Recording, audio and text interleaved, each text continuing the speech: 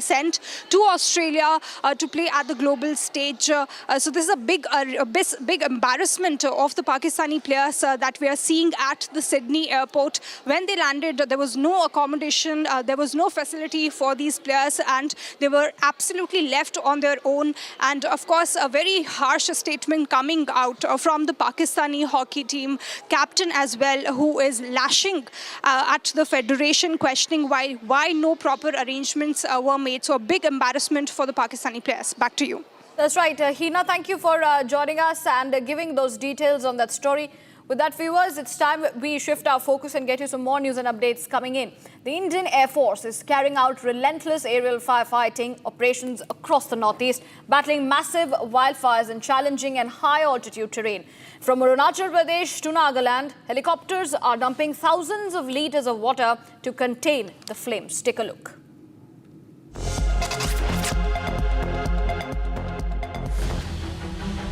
In a major relief effort, Indian Air Force helicopters have successfully extinguished a wildfire in Walong, Arunachal Pradesh.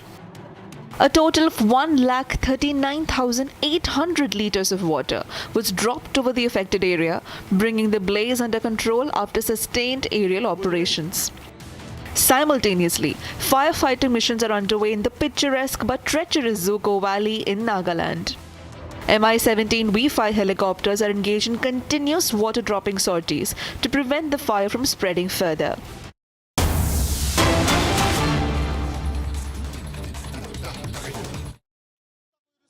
जबकि section 3 of NLU act कहता है कि एक state में 2 जगह NLU बन सकता है, तो हमें ये बताया ना सीएम को क्या प्रॉब्लम है। सेंटर फंड देगा, सब कुछ देगा। ये मुझे ये कहते हैं कि श्रीनगर में जाने से हमें क्या प्रॉब्लम। आप एक चीज़ बताइए, हिंदुस्तान और पाकिस्तान का जिस दिन मैच होता है तो स्टूडेंट, जम्मू के स्टूडेंट्स, बाहर के स्टूडेंट्स को क्यों बाहर निकाल दिया जाता उस टाइम? क्यों उनको नहीं उस श्रीनगर में रहने दिया जाता उस टाइम? हमें ये चीज़ बताए ना, उमर सरकार बताए हमें कि ये सब क्यों होता है। फिर जम्मू में कितने, जम्मू के बाहर के बच्चे भी रहते हैं, यहाँ कश्मीर के भी स्टूडेंट्स हैं। कोई स्टूडेंट बोल के बता दे कि जम्मू में उनके साथ कुछ ऐसी कोई गतिविधि की जाती है, तो जम्मू के स्टूडेंट्स को क्यों वहाँ पे परेशानी होती है? देखिए, लगातार जो है विरोध प्रदर्शन यहाँ पर जारी है।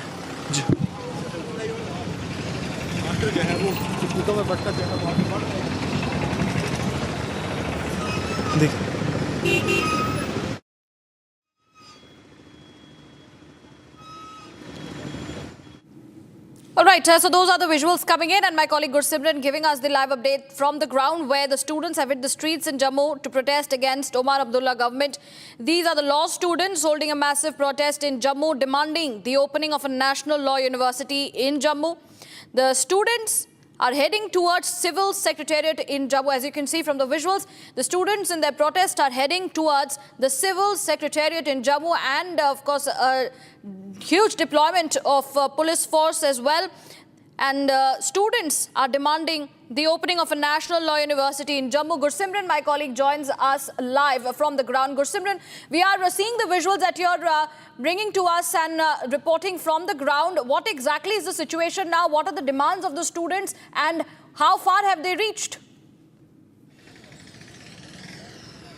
See, they are on their way towards the Civil Secretariat in Jammu. At least half a dozen places where they were blocked, they have breached that, and now you will see also the cops also running towards the students so that they can get hold of them, because what has happened that it was primarily decided that the students won't be marching towards the Civil Secretariat. But now all of a sudden they gave the call that they will be heading towards the Civil Secretariat because the government has refused to, actually the Union Territory government, Umar Abdullah government has not accepted their demand of opening the this National Law University in Jammu.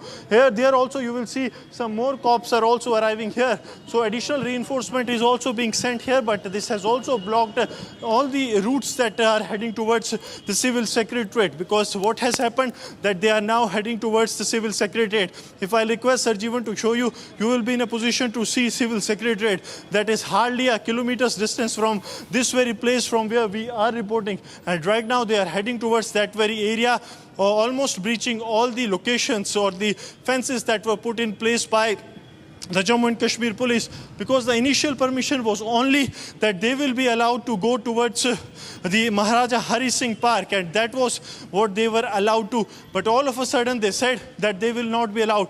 Now you will see that the ITBP is also trying to stop some of the students that are there, because multiple layers of the security that has now been once again put in here by the authorities. But main challenge continues to be, because the budget session of the Jammu and Kashmir Assembly is underway, and they are saying that they will be heading towards the Civil Secretariat in Jammu for the demands that the National Law University will be opened. They say that the law says that a state or a union territory can have more than जो संविधान कहता है, जो कानून कहता है कि एक से ज़्यादा जो हैं वो यहाँ पर नेशनल लॉ यूनिवर्सिटी के कैंपस हो सकते हैं.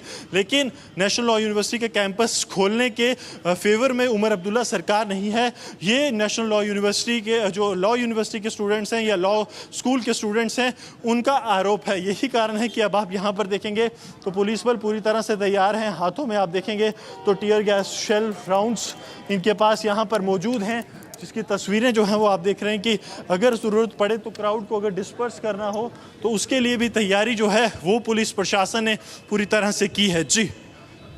That's right, Gursimran. Thank you for bringing us those details and the live updates from the ground as the students march towards the Civil Secretariat in Jammu and Kashmir, in Jammu specifically. Now, moving on, viewers, we are cutting across to this press conference coming in from the BJP over Karnataka land allotment. जुड़ा हुआ था, जनता का हित तो इसमें था नहीं. इसके बाद एक डिफेंस एरोस्पेस पार्क, फिर से जमीन का घोटाला. नाम किसका आया? कांग्रेस के अध्यक्ष मल्लिकार्जुन खड़गे जी और उनके परिवार का. उनको अलॉटमेंट कर दिया, एक ट्रस्ट था इनके नाम. वाल्मीकि स्कैम, जो एससी एसटी कम्युनिटी है उसके लिए जो फंड्स थे करीब 200 करोड़ के, उसका डाइवर्जन हुआ, दुरुपयोग हुआ अपने लाभ के लिए. और अब मैं आपके सामने ला रहा हूं किस तरह से सिविक कम्युनिटीज के लिए जो सरकारी संपत्ति, जो लैंड नागरिकों के हित के लिए काम आना था, उसका कन्वर्जन करके कांग्रेस भवन, कांग्रेस के हेडक्वार्टर पूरे प्रदेश में बने, ये तय हो रहा है. ये बेहद ही चिंताजनक है. और खासकर चिंताजनक इसलिए है कि पहले तो ये पॉलिसी डिसीजन ही गलत है. दूसरा, औने पौने भाव में जो सरकारी संपत्ति को कन्वर्ट किया जा रहा है कांग्रेस की संपत्ति में, और कांग्रेस का मतलब है नकली गांधी परिवार की संपत्ति में, तो जनता कर्नाटका की भी इस मुद्दे को उठा रही है. और हम लोग भी यहां से ये सवाल खासकर नेता प्रतिपक्ष राहुल गांधी से पूछना चाहेंगे. राहुल गांधी जी, ये आपकी नाक के नीचे मुख्यमंत्री की कुर्सी के खेल में जनता को क्यों लूटा जा रहा है, कृपया करके ये हमें जरूर बताइएगा. और अगर कहा जाए कि कर्नाटका की जनता को क्या मिला, तो ये गलत नहीं होगा कहना नकली राहुल गांधी का ठुल्लू. कर्नाटका की जनता के लिए कुछ नहीं है इनके पास. मुझे यकीन है जनता ऐसा सबक सिखाएगी कांग्रेस पार्टी को, जैसे पूरे देश से कांग्रेस पार्टी गायब हुई है, कर्नाटका से भी गायब होगी. और ये जो भ्रष्टाचार हो रहा है, हर माध्यम से भारतीय जनता पार्टी इस मुद्दे को उठा रही है. और यह सुनिश्चित होगा कि ये भ्रष्टाचारी जेल की सलाखों के पीछे जाए. बहुत बहुत धन्यवाद. If there are any questions first on this topic, I would like to take those. Anybody? None. That means I have been able to present the facts clearly. Thank you. Any other question?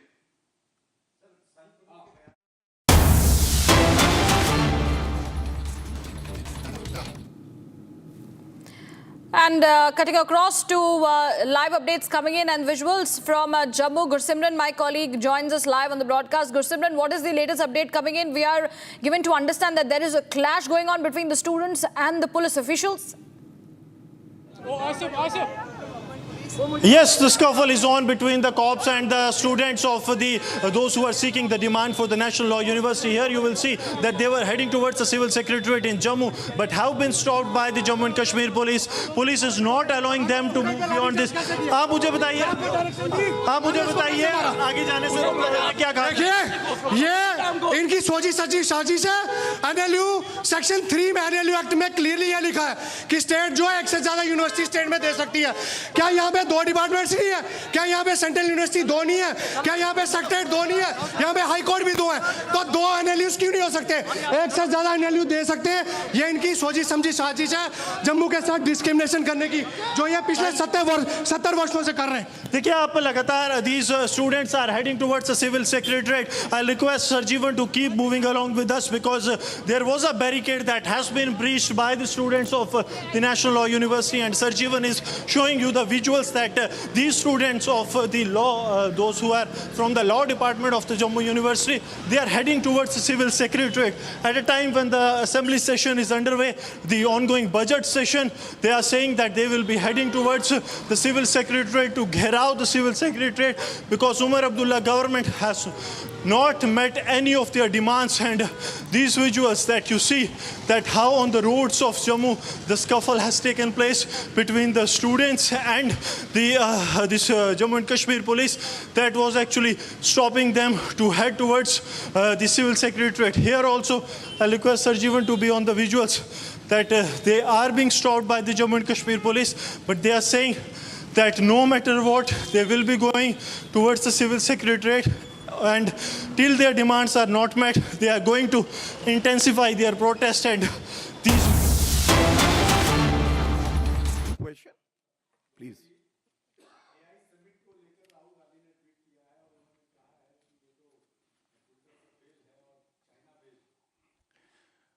देखिए, जब भी artificial intelligence की बात आए तो कोई भी ऐसा व्यक्ति कृपया करके बना बनाया ट्वीट ना करे जिसके पास इंटेलिजेंस ही नहीं है। और दुख की बात यह है ये राहुल गांधी जो हैं, इनका एक ही मकसद है।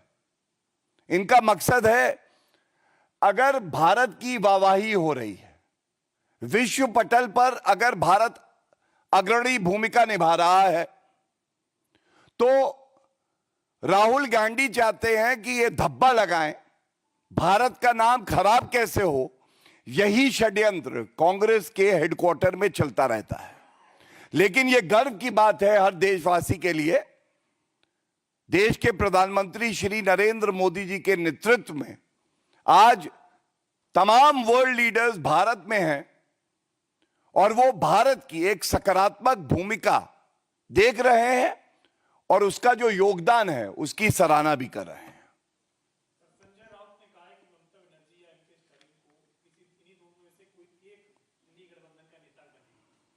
संजय राउत जी को पहले अपनी पार्टी की चिंता करनी चाहिए। मैं कोई टिप्पणी नहीं करना चाहूंगा। ये वो गठबंधन है जो पूरी तरह से लचर, टूटा हुआ, बिना मकसद के है और विरोधाभास में ये पहले ही बहुत कमजोर हो गया। That's it. Thank you so much.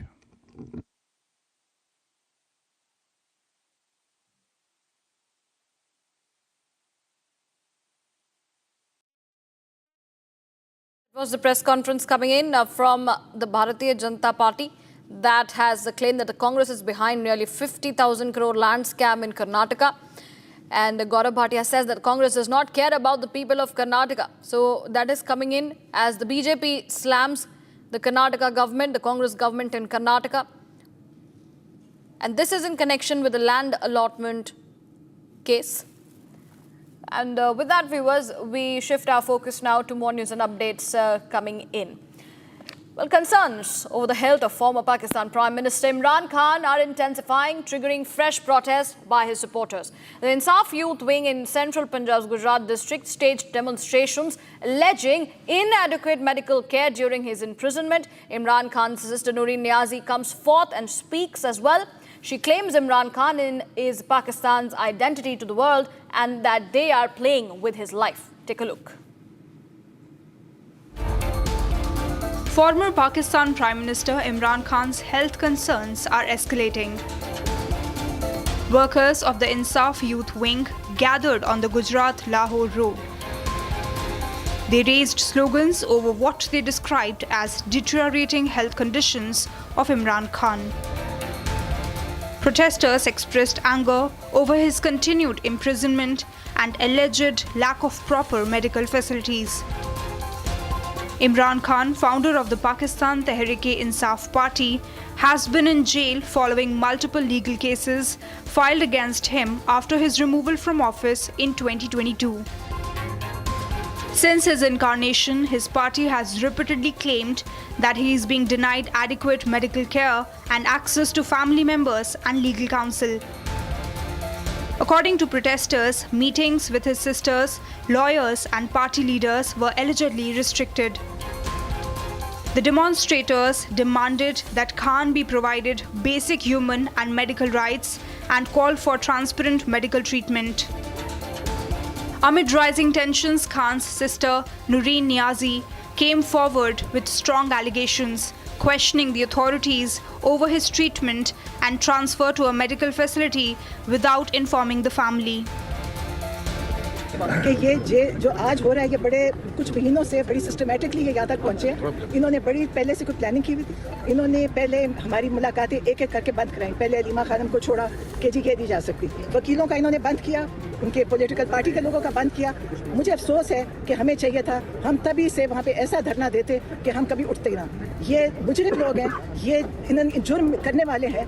इनकी जुर्रत कैसे हुई थी जब इमरान खान को पिम्स रात के अंधेरे में लेकर गए बगैर फैमिली को बताए। ये वो लोग हैं जिन्होंने पिम्स की शक्ल भी नहीं देखी। इमरान खान वो वाहिद पाकिस्तानी है जो पाकिस्तान की पहचान है। इनको तो कोई जानता भी नहीं है। आप जाके पूछें कि ये कौन लोग हैं, दुनिया में इनकी पहचान नहीं है। इमरान खान की जिंदगी का ये सोचे भी ना। इस वक्त अगर इन्होंने इस वक्त इमरान खान का ना सामने लेकर आए, हॉस्पिटल में ना लेकर गए, आप सोचे इनका ख्याल है हम आराम से बैठेंगे, हमारी जो अस्पताल में जाएंगे, हम साथ जाएंगे। इनके पूरे कहाँ जाते थे? आप जेल इंतजामिया से पूछे जाके ये कैसे जेलें काटी इन्होंने। The protest highlights the deepening political divide in Pakistan as supporters continue to rally behind the former Prime Minister, demanding transparency and improved medical care. Authorities have yet to issue a detailed response to the latest allegations, even as tensions surrounding Imran Khan's health and imprisonment continue to mount.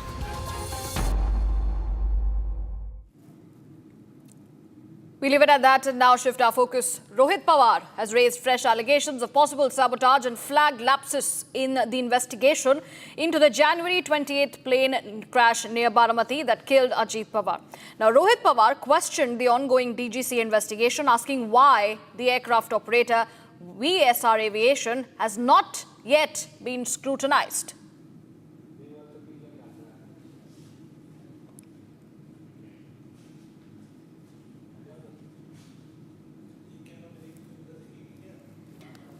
But fresh developments coming in, and Rohit Pawar now raising new allegations of a possible sabotage.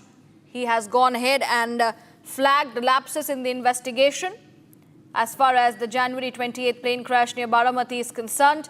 Remember, viewers, this crash killed Ajit Pawar. And Rohit Pawar has now gone ahead and questioned the ongoing DGC investigation. Rohit Pawar asks why the aircraft operator has not yet been scrutinized in this case. In fact, he's also said that the black box has been deliberately damaged. No action has been taken against the VSR Aviation. It is flying aircrafts beyond time limits and several other claims and allegations coming in. Remember, there is a DGCA investigation which is currently ongoing, and Rohit Pawar has gone ahead and questioned that, asking why the aircraft operator VSR Aviation has not yet been scrutinized. why there has been no action taken. Revati, my colleague, joins me on the phone line for more. Revati, there are new allegations, fresh allegations coming in from Rohit Pawar, where he's saying that there could be a possible sabotage, and he's flagged the lapses into the investigation, questioning the DGC investigation and saying why there has been no scrutiny of VSR Aviation. Right, as you rightly mentioned, that Rohit Pawar is constantly mentioning about the sabotage since the first press conference that he took in Mumbai. So even today, with fresh evidences and fresh questions, he is constantly asking that is this really an accident or a sabotage? So even today, he questioned about the aircraft, because he said that around the aircraft costed around 10 crore rupees, but the insurance is around 200 crore rupees. Why is this the situation? Also, the person who was flying in that aircraft, which was then DCM Ajit Pawar, the aircraft was pretty much expired aircraft. Then why a person with Z+ security was sent in such an aircraft? Moreover, he also mentioned about the fuel. There was so much fuel in the aircraft. Then he also questioned today that why so much of fuel was already there, or why the fuel was stocked up, when they are aware of the fact that fuel can be very much dangerous. Such stocking up of fuel can be dangerous when you are flying. Also, there are many questions that are being raised by Rohit Pawar right now. The main highlight of today's press conference was, why is VSR not being questioned? He clearly mentions that there is some power which is backing up VSR, due to which there's no scrutiny of VSR happening. Also, he mentioned about Rohit Singh, who is the son of VSR's director. He mentioned that Rohit Singh has also been in a TDP leader's wedding and close political connection. Okay, so thank you for giving us the details there, Revati. We are running short of time. It's time we dip into a short commercial break. Viewers, more news and updates on the other side. Stay tuned as we bring you what's coming up next. A decision by Telangana government to allow Muslim employees to leave offices an hour early during Ramzan has triggered a political debate.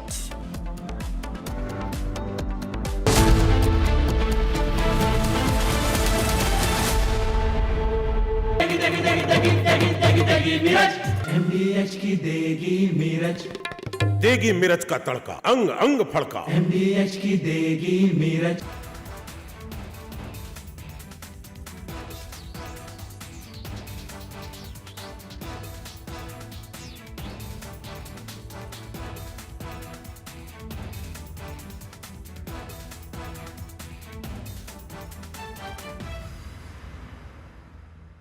थोड़े में ज्यादा स्वाद, यही तो है इसकी खास बात। वाओ मामा, क्या स्वाद है? अरे मेरे राजा, Himanta Biswa Sarma, good evening. Good evening. And everyone across the country has watched your press conference yesterday. Yes. Now, you see, now that you've done the press conference, you've made some very, very damning allegations against Gaurav Gogoi. Yes. Are you doing it? First question, let's have it out of the way. Are you doing this because you're facing a huge test in your political career with the Assam elections coming up, and he's the person Rahul Gandhi is putting up against you? Arnab, you know Assam. Even I produce a picture of Asim Munir and Gaurav. From Asia's largest news headquarters, setting the agenda for Bharat.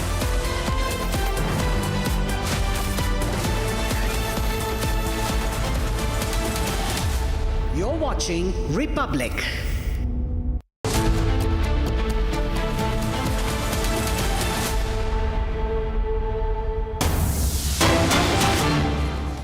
Breaking news coming in connection with the Delhi Reel murder. Footage has emerged from the crash site. The first video of the Delhi Reel murder, the juvenile and sister seen arguing on site. The CCTV and the crash afterwards, raw footage have been accessed. We have accessed that raw footage. This is emerging from the real crash site that killed Sahil. His mother is fighting for justice. Remember, viewers, the accused driver in this case has been granted bail on accounts of board examinations. But at this point in time, this is that horrific footage coming in, emerging from the crash site. This is the first video of the Delhi reel murder. The juvenile sister was seen arguing on site.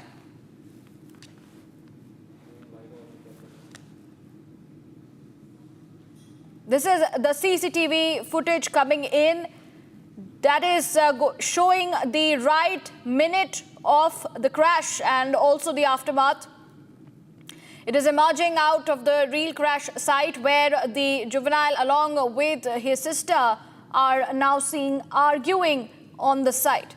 This is an exclusive footage coming in on Republic as justice for Sahil continues. His mother is broken at this point in time and she seeks justice. My colleague Shivam is joining us on the studio with me here. Shivam, over to you.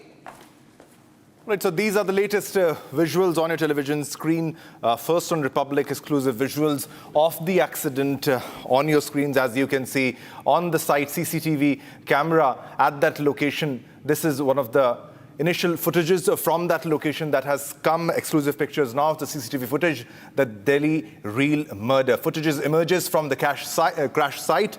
First video of Delhi reel murder. A juvenile and the sister can be seen arguing on the site, and the CCTV and crash aftermath raw footages have now emerged. Now, these are the exclusive pictures, visuals on your screen. As you can see, this clearly is a case of murder on how he was allowed to drive that car.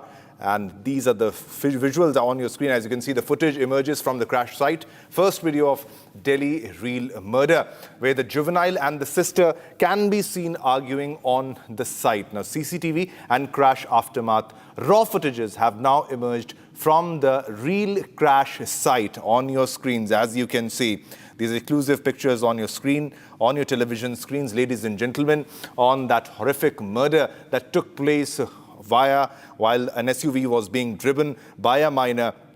The driver was a minor who was driving this SUV, and he killed that young boy. And this is the exact footage, the time of the footage, the time of the accident, when the accident took place. Now, this is the Delhi reel murder footage which has emerged now from the crash site. This is the first video of a Delhi reel murder. The juvenile and sister can be seen arguing also. We'll show you more footages from that location. They can be seen arguing on site. Now, CCTV and crash aftermath raw footage emerges from the real crash site. These are the latest visuals on your television screen, as you can see. And this is exactly the place. This is the CCTV footage from that location. First video of Delhi reel murder, where juvenile sister were seen arguing at that site of that place. The CCTV and crash aftermath raw footage have emerged now. Latest exclusive visuals on your screen and pictures on your screen. As you can see, the Delhi crash aftermath. We're getting you more visuals from that location, horrific visuals on your screen. And as you can see, this is the exact video where the brother and the sister, the juvenile and the sister, you will be able to see them. They are arguing after that crash. This is the latest visual that has emerged from that location. This is the Delhi crash aftermath, which led to a young boy being killed by the youth who was making reels. His sister, both of them were making reels, and they killed a young boy. A young boy was killed. All right, we have Shambhavi for more details on the story. Shambhavi, another footage has emerged now. What details do you have on this, Shambhavi? Well, see, if you look at the footage now, this is a clear one. Till now, the only footage that we got was the reel that the accused sister was making, and you could see approaching from the front when they were driving a Scorpio, and then Sahil was seen trying to cut across from the right side of the bus. That is when the collision actually happened. In this, you see stationary cars ongoing in and off people. Then suddenly you can see people running towards the place.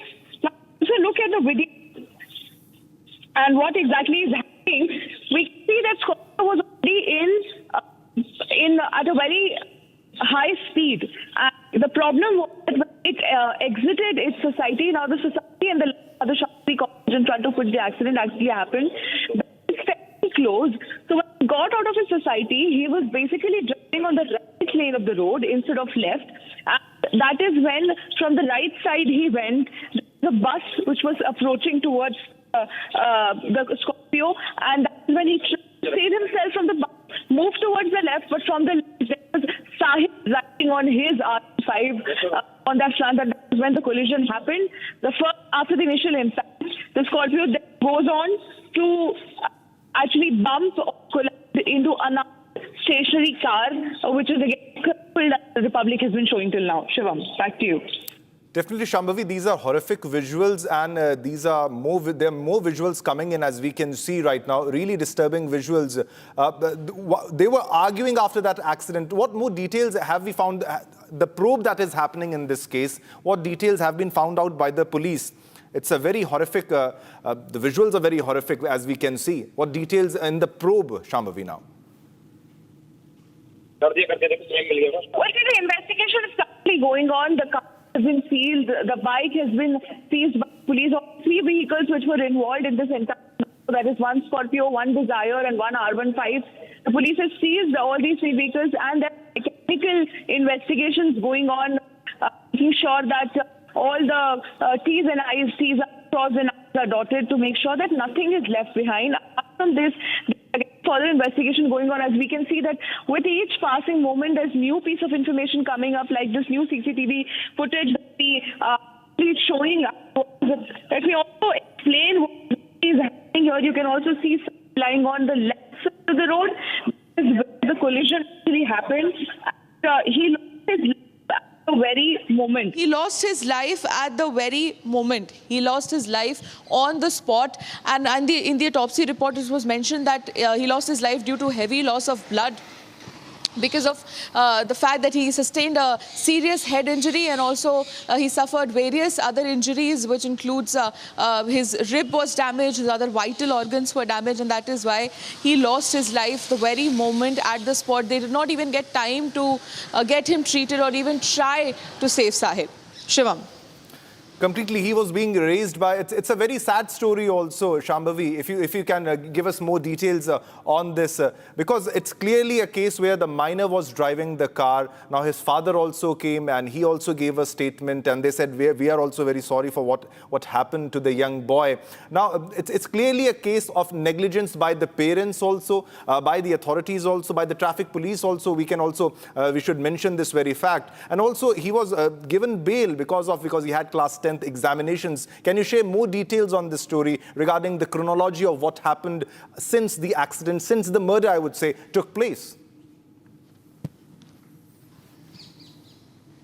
So this accident actually happened on 3rd of February. That is the time stamp. You can see it happened around 11:50. And in the CCTV footage, you can clearly see the Scorpio was speeding. The bus was moving at a very slow pace. The Scorpio was speeding. It goes straight towards the bus and then takes a sharp left. And from the left, there was Sahil on his R15 was coming towards it. That is when the vehicle collided and Sahil lost his life at the spot. There was another person who was hit in this entire accident who was in the hospital, but he was released after he suffered some minor injury on his ribs and also had around 5 to 7 stitches on his head, and is currently out of the hospital and out of danger. So there were 3 lives which were affected by it. When we come to the point that what the accused father has been saying, the accused father definitely is accepting that his child is at fault here, but it's an incidental fault is the word that they're using again and again, that this was an accident, this was a freak accident that happened. But also we asked, Republic exclusively spoke to the father, and we asked that was he aware that his son was actually taking the car out for a ride or wherever they were going to. All right, viewers, we are going to show you live visuals, a big breaking news, a developing story coming in right in a few moments on your television screen. Big developing story coming in a short while. Big development.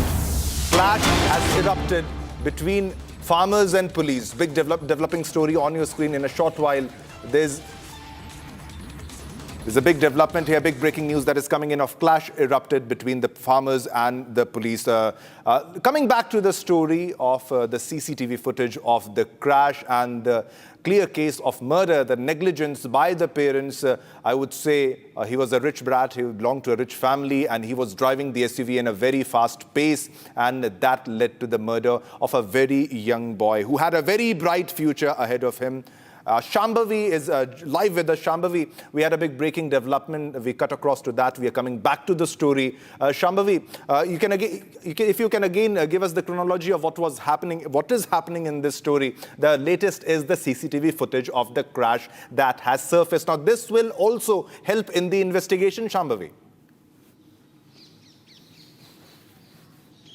See, definitely there's new, very important piece of information that has come to light, and understanding the chronology of the incident.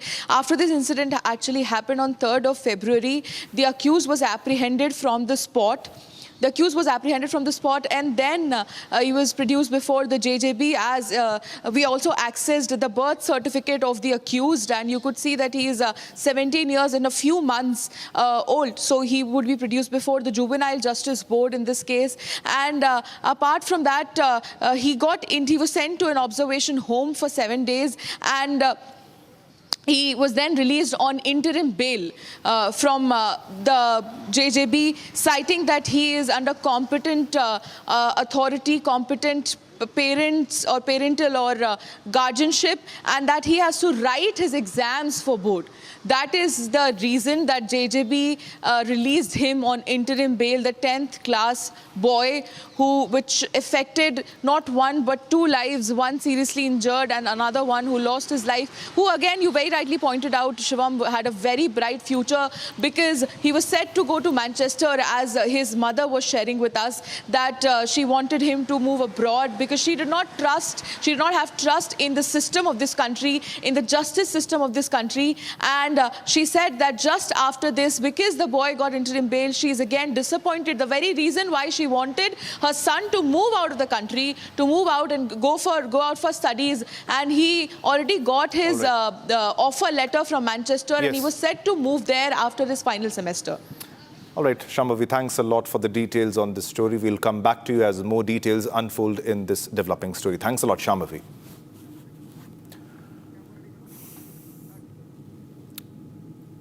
All right, viewers, now let's move on to our next top story. Now, the Indian Air Force is carrying out relentless aerial firefighting operations across the northeast, battling massive wildfires in challenging and high-altitude terrain from Arunachal Pradesh to Nagaland. Helicopters are dumping thousands and thousands of liters of water to contain the flames. Watch this report for more information.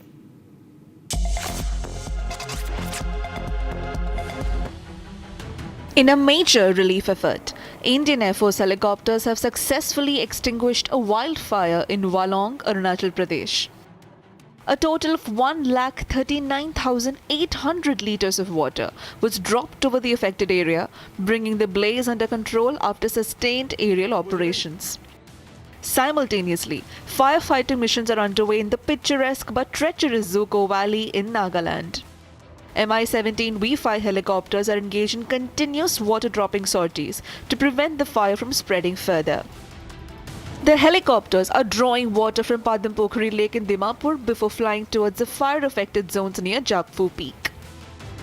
Operations are being conducted amid steep slopes, poor visibility and rarefied air, making the mission extremely challenging. Despite the harsh terrain and difficult weather conditions, the Air Force continues its relentless efforts to protect forests, wildlife and local communities. All right, viewers, now let's move on to our next top story that we are getting big breaking news. Vijay Mallya has informed the Bombay High Court that he is prohibited from leaving or attempting to leave England and Wales, and is neither allowed to apply for or nor possess any international travel document. Now, he further stated that he is unable to specify an exact timeline for his return to India. Now, this is after the Bombay High Court said that if Mallya wants the court to consider his petition challenging the validity of the Fugitive Economic Offenders Act of 2018, that is FEO Act, he should return to India. And this is the latest statement that is coming from the fugitive, that is fugitive liquor baron Vijay Mallya.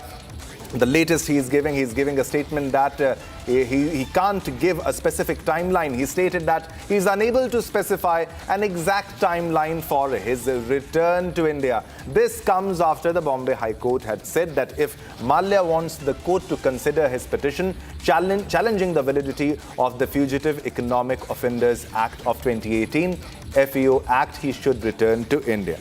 All right, Sarthak is joining us live for more details in this story. Now, this comes, Sarthak, from the fugitive, that is Vijay Mallya. He doesn't want to come to India. He doesn't want to face the Indian law. He knows he has done something very wrong and that he will go to jail. What details are you fetching in this story? Sarthak, over to you.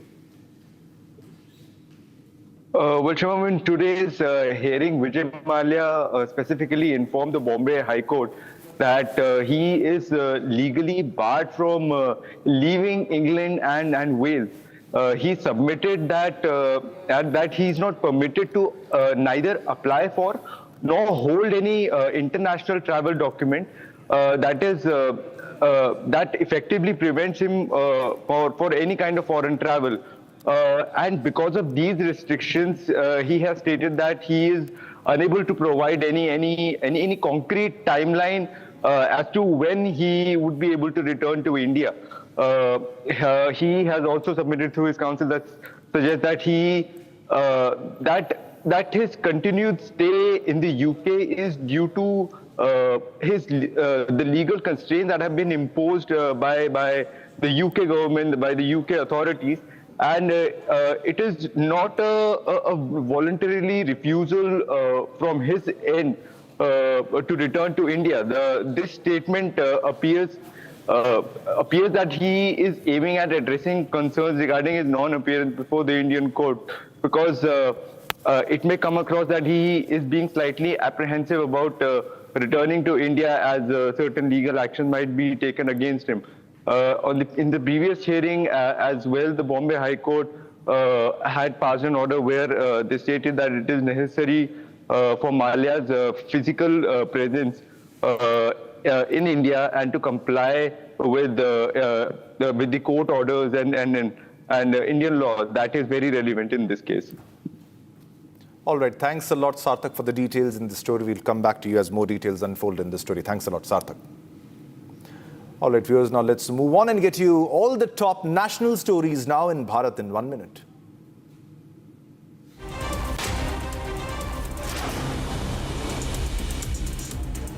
Varanasi authorities resumed demolition operations in Dal Mandi today. Several unauthorized structures are being cleared as part of the ongoing drive. Local residents are witnessing heightened activity in the area. Officials say the action will continue until all encroachments are removed. A violent late-night attack was recorded on CCTV in Delhi's Bhavana area. Masked assailants armed with knives and axe barged into a shop, repeatedly assaulting the shopkeeper and causing panic in the neighborhood. Police have launched an investigation and are examining the footage to identify the attackers. In Jammu and Kashmir's Baramula, a suspicious object was discovered and safely neutralized early today on the Srinagar-Baramula. Police, 29 Rashtriya Rifles, that is the RR, and the bomb disposal squad were deployed.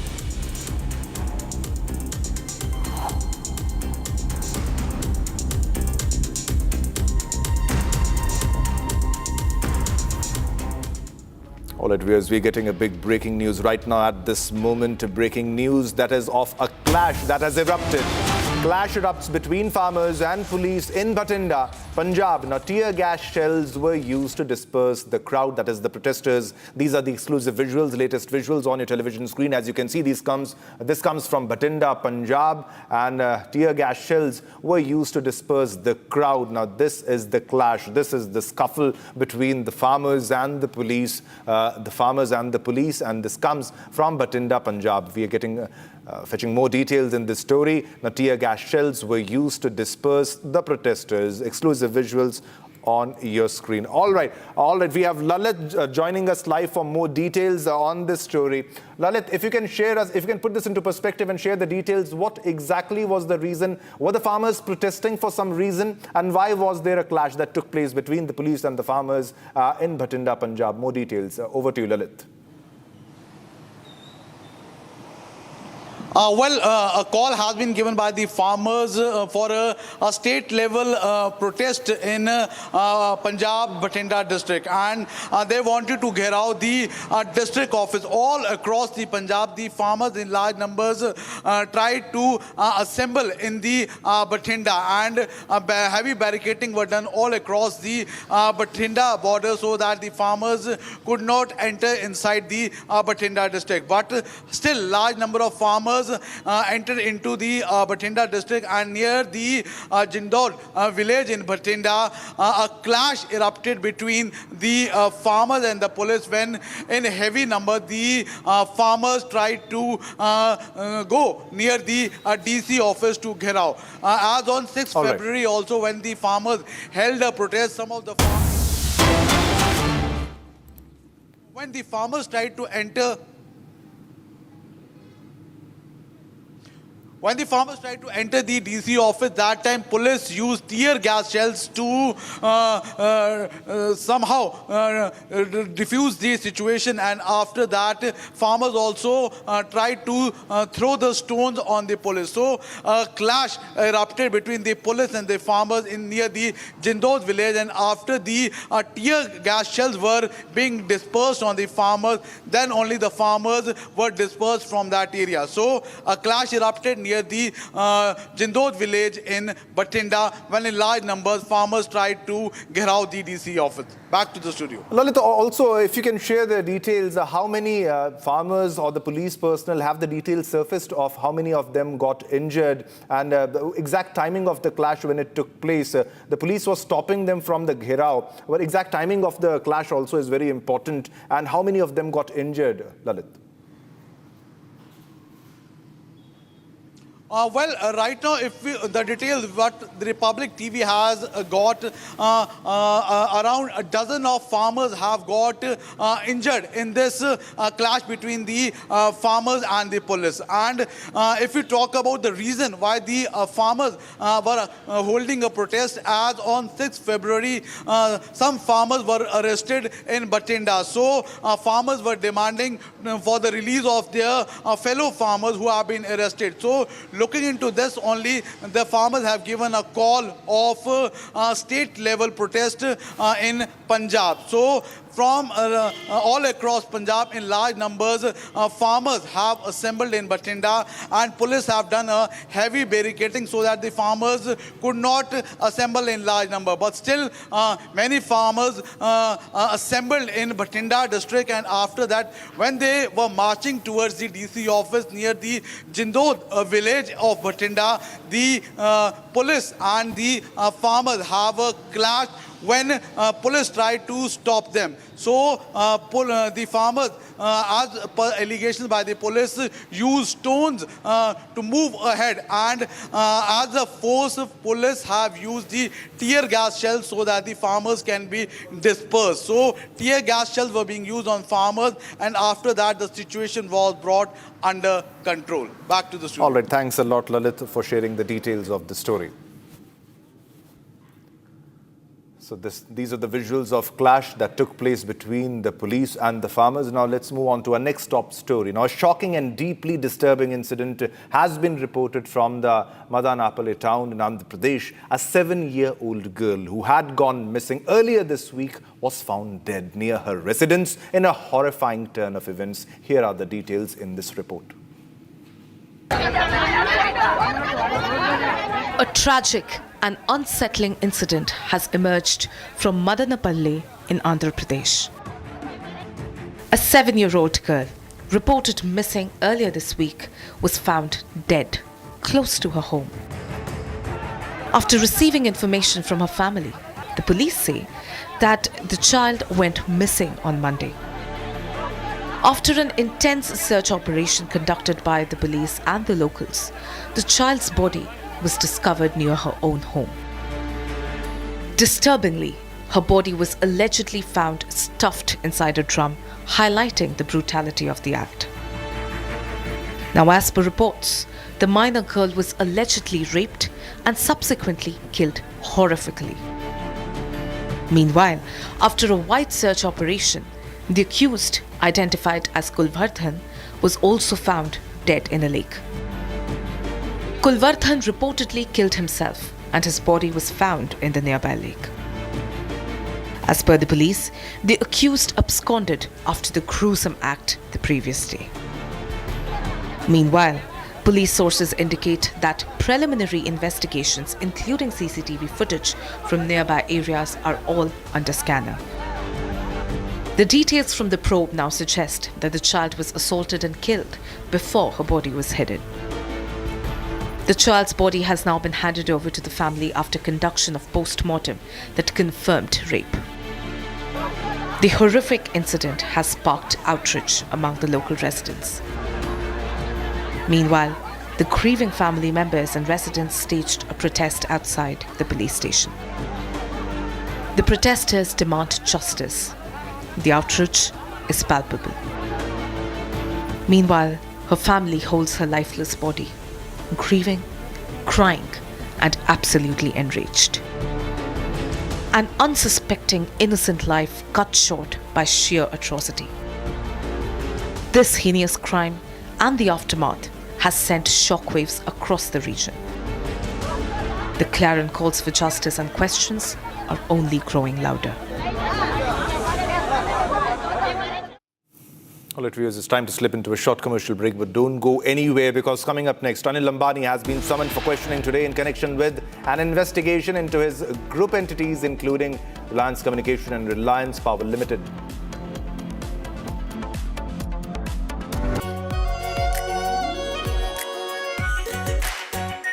Our pure Shahi Paneer Masala.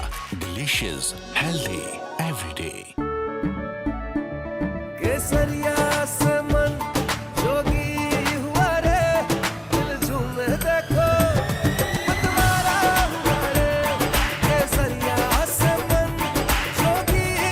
हर पल मनाओ केसरी त्योहार।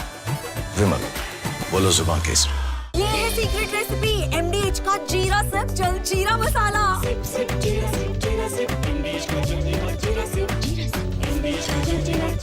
I am absolutely fed up, like you are, I'm sure, with the U-turns of the BCCI and the ICC and cricket politics. And I feel bad, like every citizen of India does, that these people, because they want to make some money over cricket, are ready to compromise the nation. Terrible. Pakistan has taken another magnificent U-turn in its decision to not play, not play, keep changing its mind, ladies and gentlemen. First they say they stand with Bangladesh, then they said we stand with them so much then we don't participate in the World Cup. Then they put Shehbaz Sharif in front and he said we've taken a clear decision not to play cricket with India because we are backing Bangladesh. Listen to what Shehbaz Sharif said. T20 World Cup जो है उस हवाले से हमने बड़ा वाज़ेह stand लिया है कि हम हिंदुस्तान के ख़िलाफ़ जो मैच है वो हम नहीं खेलेंगे, क्योंकि पाकिस्तान ने कहा कि ये खेल का मैदान है, ये सियासत नहीं है। खेल के मैदान में सियासत बिल्कुल नहीं होनी चाहिए। हमने एक बड़ा सोच समझ के हमने स्टैंड लिया है और इस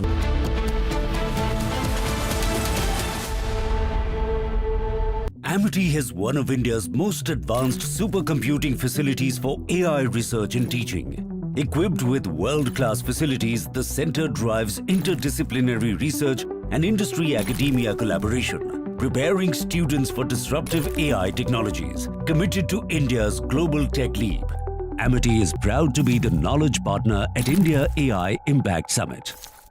MDH की हल्दी मिर्ची धनिया करे कमाल, ये रंग दे, ये खुशबू दे, ये तीखा, ये कम पड़े, क्या निराला MDH मसाला। रानी, इस घर में कुछ है जो टूटता नहीं। ये पिलर कभी नहीं टूटेगा। रुंगटा स्टील TMT से बना। रुंगटा नहीं तो घर स्ट्रॉन्ग नहीं। रुंगटा स्टील TMT बार एकदम सॉलिड। आर प्योर सूजी पास्ता, उबालो मिलाओ और खाओ, 8 मिनट में तैयार। क्या टेस्ट है सबका राजा R pure masala.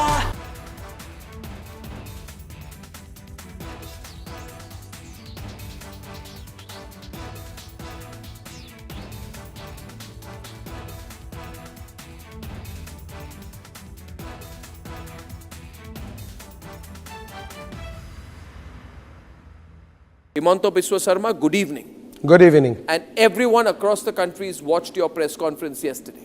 Yes. Now, you see, now that you've done the press conference, you've made some very, very damning allegations against Gaurav Gogoi. Yes. Are you doing it? First question, let's have it out of the way. Are you doing this because you're facing a huge test in your political career with the Assam elections coming up, and he's the person Rahul Gandhi is putting up against you? Arnab, you know Assam. Even I produce a picture of Asim Munir and Gaurav Gogoi. Congress is not going to lose a single vote because whomever the vote, the section of people who vote for Gaurav Gogoi or Rahul Gandhi in Assam, in any case they will vote only Congress. From that press conference, neither I will gain one.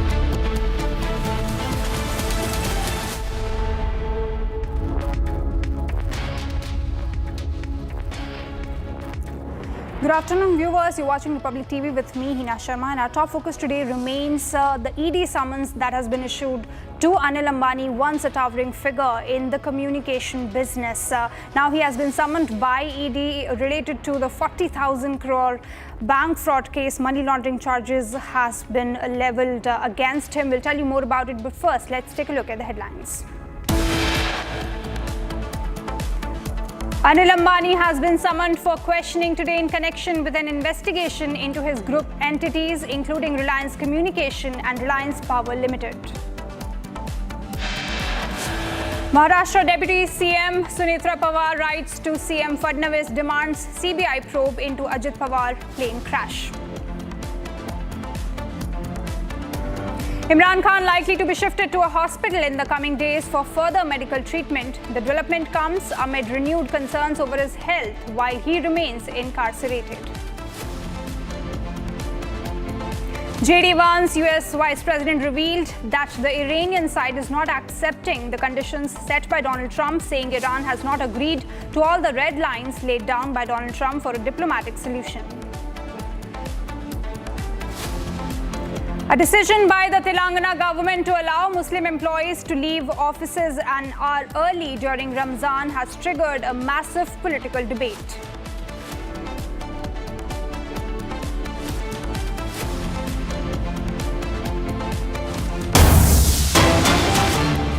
Breaking news coming at this hour. In a major setback to the SIT Special Investigation Team probing the Sabarimala gold theft case, a court has now granted bail to the chief priest of the temple, Tantri Kantarao Rajivaru. The court observed that the prosecution and the probe team failed to establish the link he has with the key accused, Unni Krishnan Poti. So this is the big breaking that we're tracking at this point in time, where we have bail being granted to the priest. Now I have my colleague Shankar with me on the phone line. Shankar, this is a big setback to the entire investigation because allegations revolved around these people, and now the chief priest has gotten bail. What more can you tell us in this gold misappropriation case? The special investigation team probing the Sabarimala gold theft case has been facing setbacks one after the other from the court. Due to its lapses in the probe, due to its inaccurate and inefficient probe in the matter from the beginning. As earlier, as many as 5 accused in the case obtained bail from the court after the special investigation failed to submit the charge sheet in the court on time. Actually, all the accused in any case are subjected to statutory bail if the charge sheet is not submitted in 90 days. However, in this case, the SIT could not submit the charge sheet even after 90 days, and all the accused in the case from 1 to 16 moved to the Kollam Vigilance Court seeking bail, and the court observed that the right of the accused to have the right to obtain bail, statutory bail, if the charge sheet is not submitted on time, and all the five accused in the case obtained bail. And this time, the Tantri Kandaru Rajiv, who also received bail, this time it is not because of the failure of the special investigation team in submitting the charge sheet, but the prosecution failed drastically in proving the links of the accused, Tantri Kandaru Rajiv, with the key accused, Unnikrishnan Poti. Actually, the key basis of the arrest of Tantri Kandaru Rajiv was that the prosecution and even the prop team stated before the court that the key accused was brought to the Sabarimala temple by Tantri Kandaru Rajivaru, and he has a clear link between the first accused in the case, and it is a planned conspiracy between both this Tantri Kandaru Rajivaru and Unnikrishnan Poti. However, the evidence, even though the allegations were leveled before the court, the prosecution could not produce even a single evidence before the court to prove his involvement in the crime or his nexus or his links with the key accused Unnikrishnan Poti. And the court observed that the particular 13, the Tantri Kandaru Rajivaru is a 13 accused in connection with the misappropriation of gold in door frames, and the 16th accused in connection with the case registered for misappropriation of gold from the Dwarapalaga idols. In both these cases, Tantri Kandaru Rajivaru obtained bail as a court of the other point. All right, thank you so much, Shankar, for getting us all of these details in this very important case that we are tracking. Now, shifting our focus amid Sunetra Pawar's demand for CBI probe in Baramati crash incident. Now, AAIB officials today are due to meet Ministry of Civil Aviation officials on CVR and DFDR data further investigation update. Now, AAIB sends the CVR call voice recording data to manufacturers today for retrieval of data from CVR amid Sunetra Pawar's demand for CBI probe in Baramati crash incident. So this is a big breaking that we are tracking, that the AAIB officials are now due to meet Ministry of Civil Aviation officials and they are requesting that this data from the call voice recorder should be retrieved as soon as possible. Now, we do know that yesterday there was a big breaking where we told you that how the AAIB said that the black box, two black boxes in fact from the flight, from the plane are completely destroyed, but now the AAIB is trying to retrieve the data. All right. So I have my colleague Harsha live with us at this hour. Harsha, this is a big news. AAIB officials are due to meet Ministry of Civil Aviation officials to urge them that this CVR data must be provided. Now, we have already seen how Rohit Pawar is leveling allegations time and again, saying that there was a conspiracy. In fact, he is hinting at. What more can you tell us about this particular meeting? Yes, you rightly pointed out, Rohit Pawar has been hinting out at, that this is a conspiracy more than an accident it is, and that should be probed fairly, and that's what he demands, that AIB, not only in India, but also the organizations of the aircraft and association should be contacted internationally from the US and from the Italy, from France as well, to investigate into this matter, because it's very sensitive. This entire matter is very sensitive. Ajit Pawar, Deputy Chief Minister of Maharashtra, lost his life, and today we have gotten to know that after Sunetra Pawar met Chief Minister and spoke about the CBI inquiry in the matter of the Ajit Pawar plane crash. After that, now today AIB officials are meeting MOCA officials, Ministry of Civil Aviation officials, and this is very important in light of that till now DFDR and CVR full data have not been retrieved because of the exposure of the heat caused from the crash, and that is the reason why before CBI inquiry is initiated, it's very important that all the data of CVR is with the AIB officials. The final report has not been shared. Yesterday, the updates shared by the AIB officials, they clearly stated that the state manufacturers will be sent the CVR to the Honeywell and they will be helping in the retrieval of data.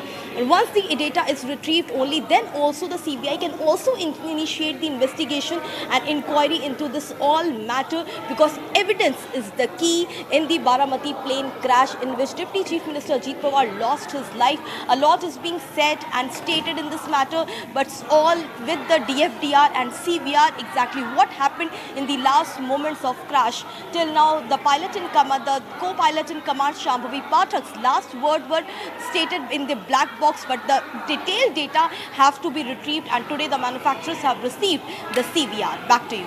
All right, thank you so much, Harsha, for getting us all of these details. A crucial meeting that we'll keep on tracking. But before we move on, let's take a look at our special segment, Bharat in One. BJP MP Nishikant Dubey criticized the Lok Sabha leader of opposition, Rahul Gandhi, stating that the Congress leader wants to divide the country. Nishikant Dubey said that Rahul Gandhi wants to divide this country into pieces, be it in the name of backward or forward, scheduled caste or tribe, men and women. In a significant step towards modernizing the judicial and correctional system in Madhya Pradesh, Justice Vijay Shukla of the Indore bench of the High Court inaugurated 18 newly built video conferencing rooms at Indore Central Jail. Now, the initiative aligns with the Supreme Court's latest directions on recording testimonies through virtual mode.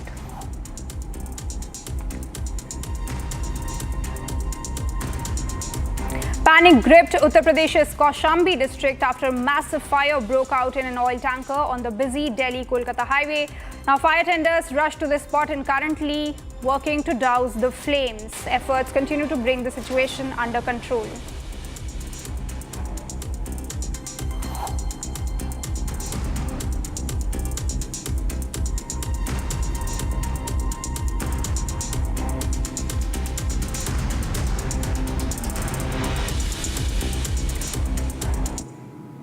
All right, big breaking news coming in from Maharashtra. Maharashtra Navnirman Sena President Raj Thackeray today paid a courtesy call on Deputy Chief Minister Eknath Shinde at his Nandwan residence. Now, the two leaders discussed a number of issues. This was their first meeting since the Mumbai Municipal Corporation elections. So this is a big breaking news. You can see on your screens MNS leader Raj Thackeray meeting Shiv Sena Shinde leader Eknath Shinde.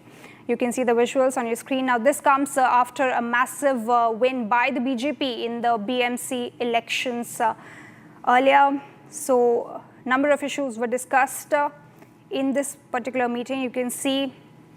All right, I have my colleague Meenakshi live with us from Mumbai. Meenakshi, thank you so much for joining. What are the details of this meeting? What all issues were discussed between Eknath Shinde and Raj Thackeray?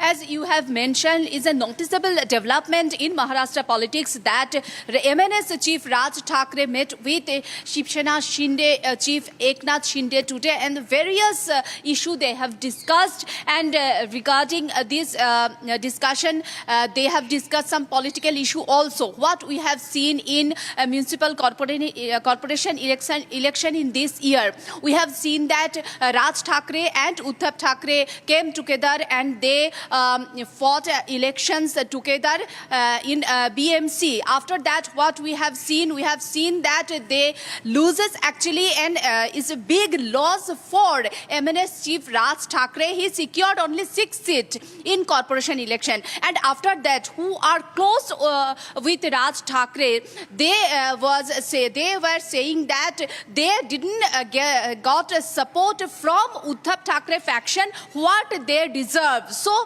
this is a big political development. After that, after municipal election loss, Raj Thackeray met with Eknath Shinde, and we have seen others municipal corporation election also. We have seen in Kalyan that Eknath Shinde and Raj Thackeray, they fought together, and they actually made a mayor from their parties, and they came together in this corporation. So it's a major development we can see, and we have seen today morning also BJP leader Prashad Lal meet with Raj Thackeray. So Raj Thackeray is now meeting with BJP leaders. Raj Thackeray is now meeting with Eknath Shinde, and it's a political. We can say it's a political meet, and let's see what happened next. Raj Thackeray's faction is not happy with Uddhav Thackeray's faction, and they allege that Uddhav Thackeray faction did not support them in the election what they deserve. So this is the situation. Let's see what happened in Maharashtra politics in future. Back to studio. Thank you so much, Harsha, for getting us all of these details. Now shifting our focus to Pakistan, concerns over the health of former Pakistan Prime Minister Imran Khan are intensifying, triggering fresh protests by his supporters in the country. Now, the Insaf Youth Wing in Central Punjab's Gujarat district staged demonstrations alleging inadequate medical care during his imprisonment in Adiala jail. Now, Imran Khan's sister Noreen Niazi comes forth and speaks as well. She claims that Imran Khan is Pakistan's identity in the world and that they are playing with his life. Take a look. Former Pakistan Prime Minister Imran Khan's health concerns are escalating. Workers of the Insaf Youth Wing gathered on the Gujarat-Lahore road. They raised slogans over what they described as deteriorating health conditions of Imran Khan. Protesters expressed anger over his continued imprisonment and alleged lack of proper medical facilities. Imran Khan, founder of the Pakistan Tehreek-e-Insaf Party, has been in jail following multiple legal cases filed against him after his removal from office in 2022. Since his incarnation, his party has repeatedly claimed that he is being denied adequate medical care and access to family members and legal counsel. According to protesters, meetings with his sisters, lawyers and party leaders were allegedly restricted. The demonstrators demanded that Khan be provided basic human and medical rights and called for transparent medical treatment. Amid rising tensions, Khan's sister Noreen Niazi came forward with strong allegations, questioning the authorities over his treatment and transfer to a medical facility without informing the family. कि ये जो आज हो रहा है ये बड़े कुछ महीनों से बड़ी सिस्टमेटिकली ये यहाँ तक पहुँचे हैं। इन्होंने बड़ी पहले से कुछ प्लानिंग की हुई थी। इन्होंने पहले हमारी मुलाकातें एक एक करके बंद कराई। पहले अलीमा खानम को छोड़ा कि जी कह दी जा सकती। वकीलों का इन्होंने बंद किया, उनके पॉलिटिकल पार्टी के लोगों का बंद किया। मुझे अफसोस है कि हमें चाहिए था हम तभी से वहाँ पे ऐसा धरना देते कि हम कभी उठते ही ना। ये मुजरिम लोग हैं, ये इन्होंने जुर्म करने वाले हैं। इनकी जुर्रत कैसे हुई थी जब ये इमरान खान को पिम्स रात के अंधेरे में लेकर गए बगैर फैमिली को बताए? ये वो लोग हैं जिन्होंने पिम्स की शक्ल भी नहीं देखी। इमरान खान वो वाहिद पाकिस्तानी है जो पाकिस्तान की पहचान है। इनको तो कोई जानता भी नहीं है। आप जाके पूछें कि ये कौन लोग हैं, दुनिया में इनकी पहचान नहीं है। इमरान खान की जिंदगी का ये सोचे भी ना। इस वक्त अगर इन्होंने इस वक्त इमरान खान का ना सामने लेकर आए, हॉस्पिटल में ना लेकर गए, आप सोचें इनका ख्याल है हम आराम से बैठेंगे?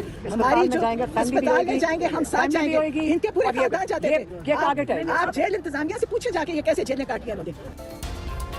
The protest highlights the deepening political divide in Pakistan as supporters continue to rally behind the former Prime Minister, demanding transparency and improved medical care. Authorities have yet to issue a detailed response to the latest allegations, even as tensions surrounding Imran Khan's health and imprisonment continue to mount. All right, another big breaking news that we're tracking is a Delhi reel murder, where a new footage has now emerged from the crash site. First video of Delhi reel murder, juvenile sister seen arguing on site, CCTV and crash aftermath. Raw footage emerges from real crash site. So you can see on your screen the new CCTV footage of the crash. Now you can see the Scorpio driving on the road before hitting the biker 23-year-old Sahil. All right, I have my colleague Shambhavi live with us right now. Shambhavi, now we have another footage coming to us, a new CCTV that clearly shows how the car was in fact speeding. It shows how the car was speeding, and it also shows the visuals right before the tragedy struck. Now we have that CCTV footage. This is of course going to be a part of the broader investigation into the case. What more new details we have in the case so far? See, with this new CCTV camera footage coming to light, there are a few things which has been confirmed by this. Now, first was the thing in question was the speed of the car. The speed of the car in the reel that till now we could see in the reel that the accused sister was making from the car, that seemed to be pretty speedy. But on the other hand, the same video which was shown from the accused side was way slower. Now with the help of this CCTV footage, you can clearly see that the Scorpio is rushing at such a high speed, and it just again makes a sharp left cut when the bus, which is again was at a very slow speed, was approaching towards the car. It made a sharp left cut, and that is when it collided with Sahil. So that is a new piece of information confirming one very crucial information, which is the speed of the car, which is definitely going to help the police in their investigation. Apart from that, the vehicles that have been seized by the police, that they are currently being investigated. The mechanical investigation is going on to make sure that nothing is left from the broader investigation, and that all the information is there with us. Absolutely, Shambhavi. Now this piece of information is going to be part of the investigation. We'll keep tracking this story as Republic TV is running a campaign on this particular case. Now moving on to another story, a shocking and deeply disturbing incident has been reported from Madanapalli town in Andhra Pradesh, where a 7-year-old girl who had gone missing earlier this week was found dead near her residence in a horrifying turn of events. Here are more details on the story. A tragic and unsettling incident has emerged from Madanapalli in Andhra Pradesh. A 7-year-old girl, reported missing earlier this week, was found dead close to her home. After receiving information from her family, the police say that the child went missing on Monday. After an intense search operation conducted by the police and the locals, the child's body was discovered near her own home. Disturbingly, her body was allegedly found stuffed inside a drum, highlighting the brutality of the act. Now, as per reports, the minor girl was allegedly raped and subsequently killed horrifically. Meanwhile, after a wide search operation, the accused, identified as Kulvardhan, was also found dead in a lake. Kulvardhan reportedly killed himself, and his body was found in the nearby lake. As per the police, the accused absconded after the gruesome act the previous day. Meanwhile, police sources indicate that preliminary investigations, including CCTV footage from nearby areas, are all under scanner. The details from the probe now suggest that the child was assaulted and killed before her body was hidden. The child's body has now been handed over to the family after conduction of post-mortem that confirmed rape. The horrific incident has sparked outrage among the local residents. Meanwhile, the grieving family members and residents staged a protest outside the police station. The protesters demand justice. The outrage is palpable. Meanwhile, her family holds her lifeless body, grieving, crying, and absolutely enraged. An unsuspecting innocent life cut short by sheer atrocity. This heinous crime and the aftermath has sent shockwaves across the region. The clarion calls for justice and questions are only growing louder. All right, it's an absolute shocker in Andhra Pradesh. We'll take a short break, and coming up, Anil Ambani has been summoned for questioning today in connection with an investigation into his group entities, including Reliance Communication and Reliance Power Limited.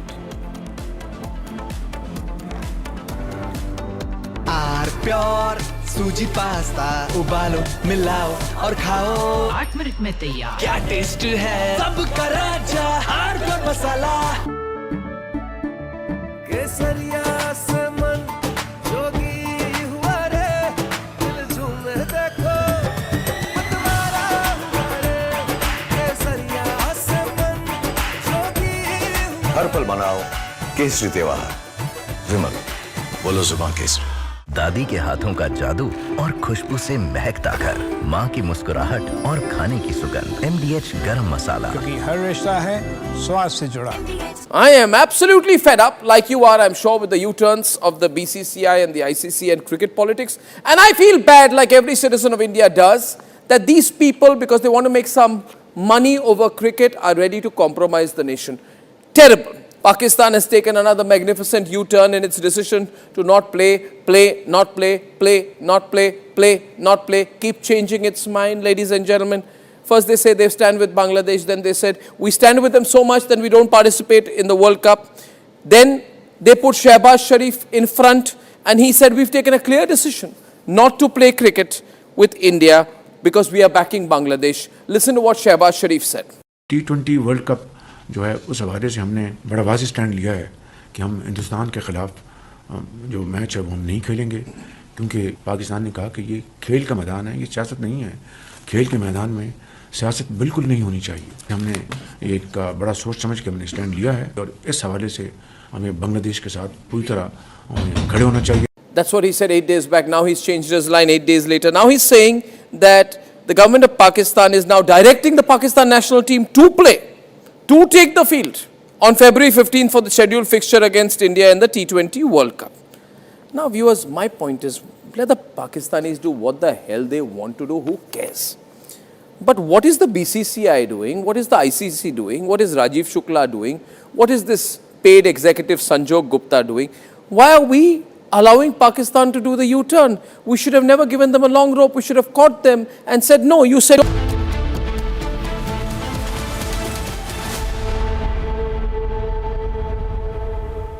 आधे bowl दही में 4 चम्मच MDH चटनी पुदीना मसाला डाला, stir करो, पुदीना चटनी तैयार। MDH चटनी पुदीना मसाला। MDH।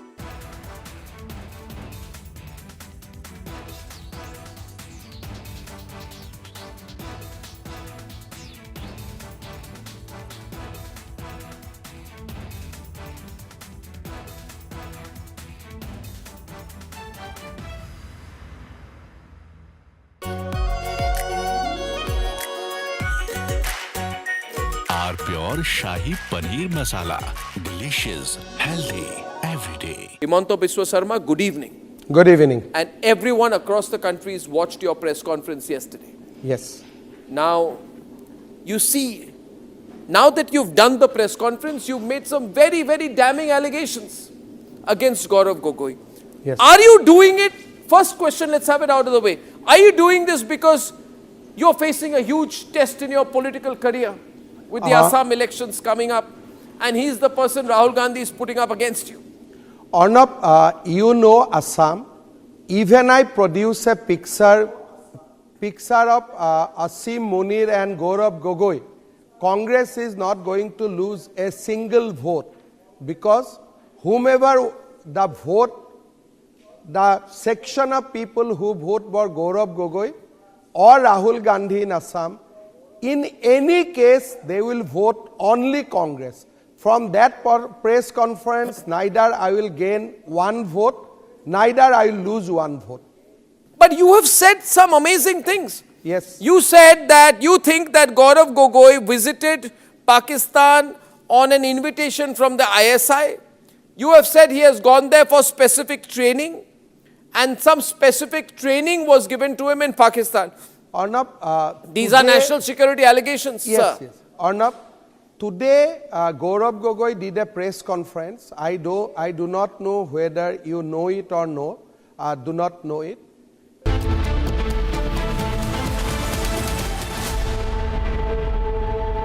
Amity has one of India's most advanced supercomputing facilities for AI research and teaching. Equipped with world-class facilities, the center drives interdisciplinary research and industry-academia collaboration, preparing students for disruptive AI technologies. Committed to India's global tech leap, Amity is proud to be the knowledge partner at India AI Impact Summit.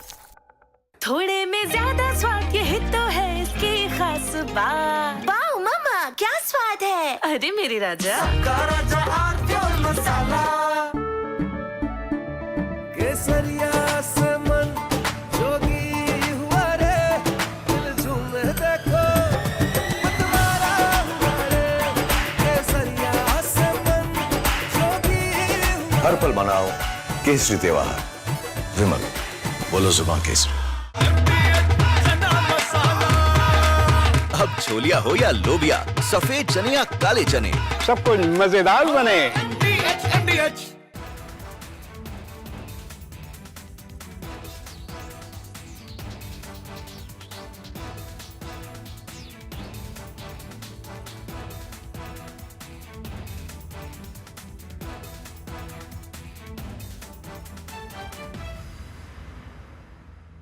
MDH की हल्दी मिर्ची धनिया करे कमाल, ये रंग दे, ये खुशबू दे, ये तीखा, ये कम पड़े, क्या निराला MDH masala. I am absolutely fed up, like you are, I'm sure, with the U-turns of the BCCI and the ICC and cricket politics, and I feel bad, like every citizen of India.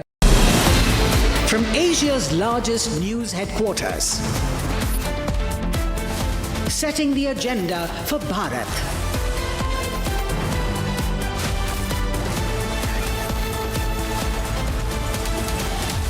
You're watching Republic.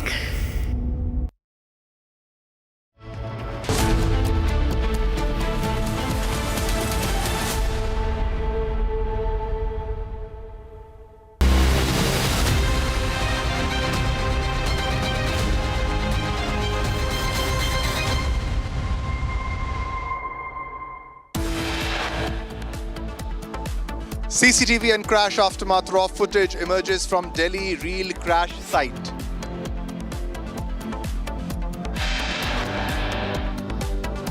As Ajit Pawar's family seeks CBI probe for Baramati crash, key meeting at Civil Aviation Ministry underway. Anil Ambani has been summoned for questioning today in connection with an investigation into his group entities, including Reliance Communication and Reliance Power Limited.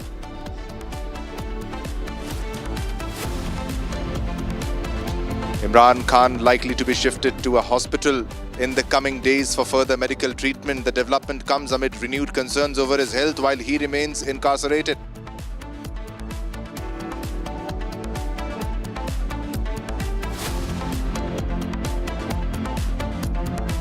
A decision by Telangana government to allow Muslim employees to leave offices an hour early during Ramzan has triggered a political debate.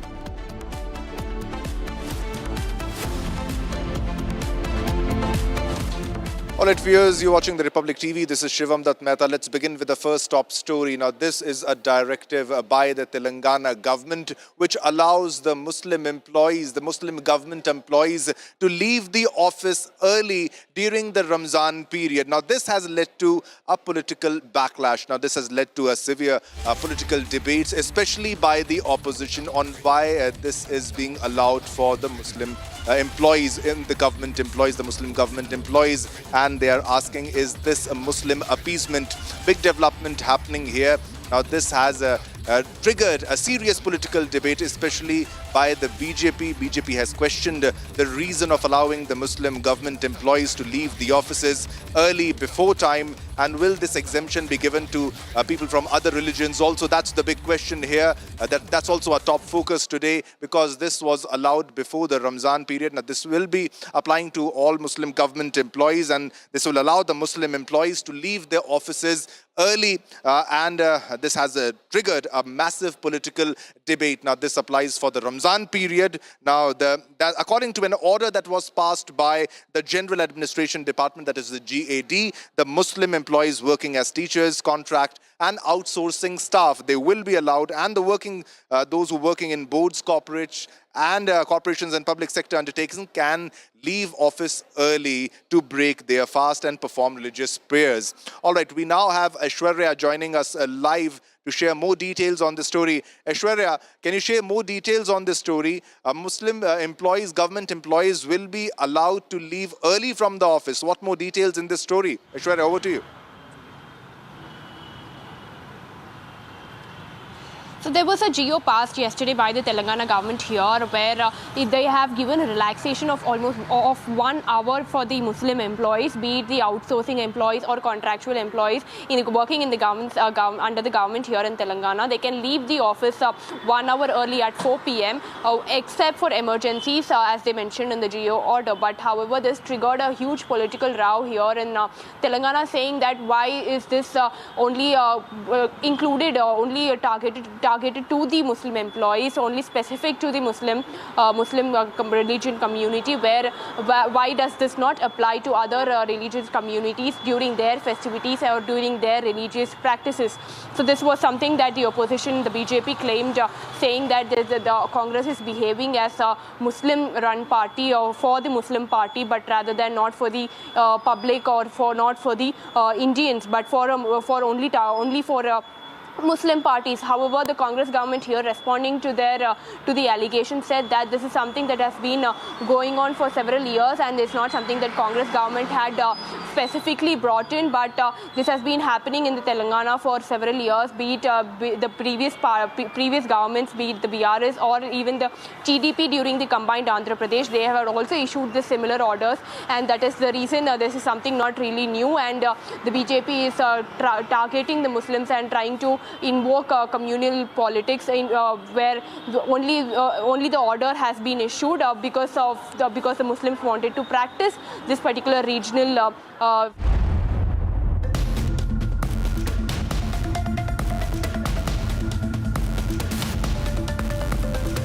26.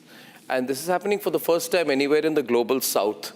And therefore, the focus is also on how AI has its own future in the global south, and it will no longer remain the prerogative or the right of the Western Europe, or more specifically the United States of America anymore.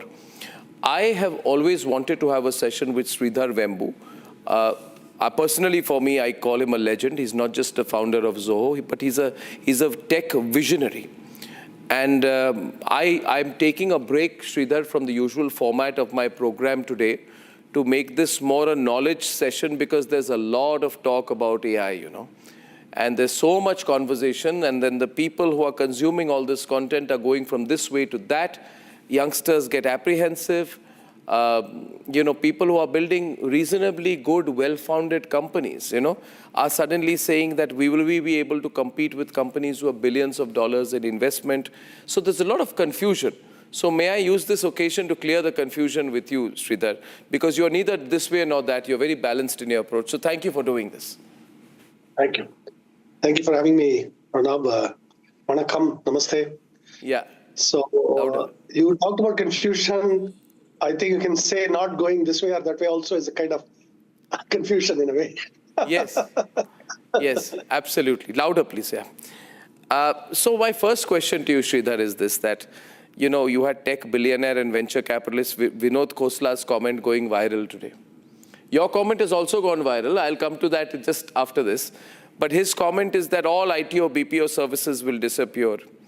And in the next 4 or 5 years, everything will disappear. But more alarmingly, he said that there will be no jobs.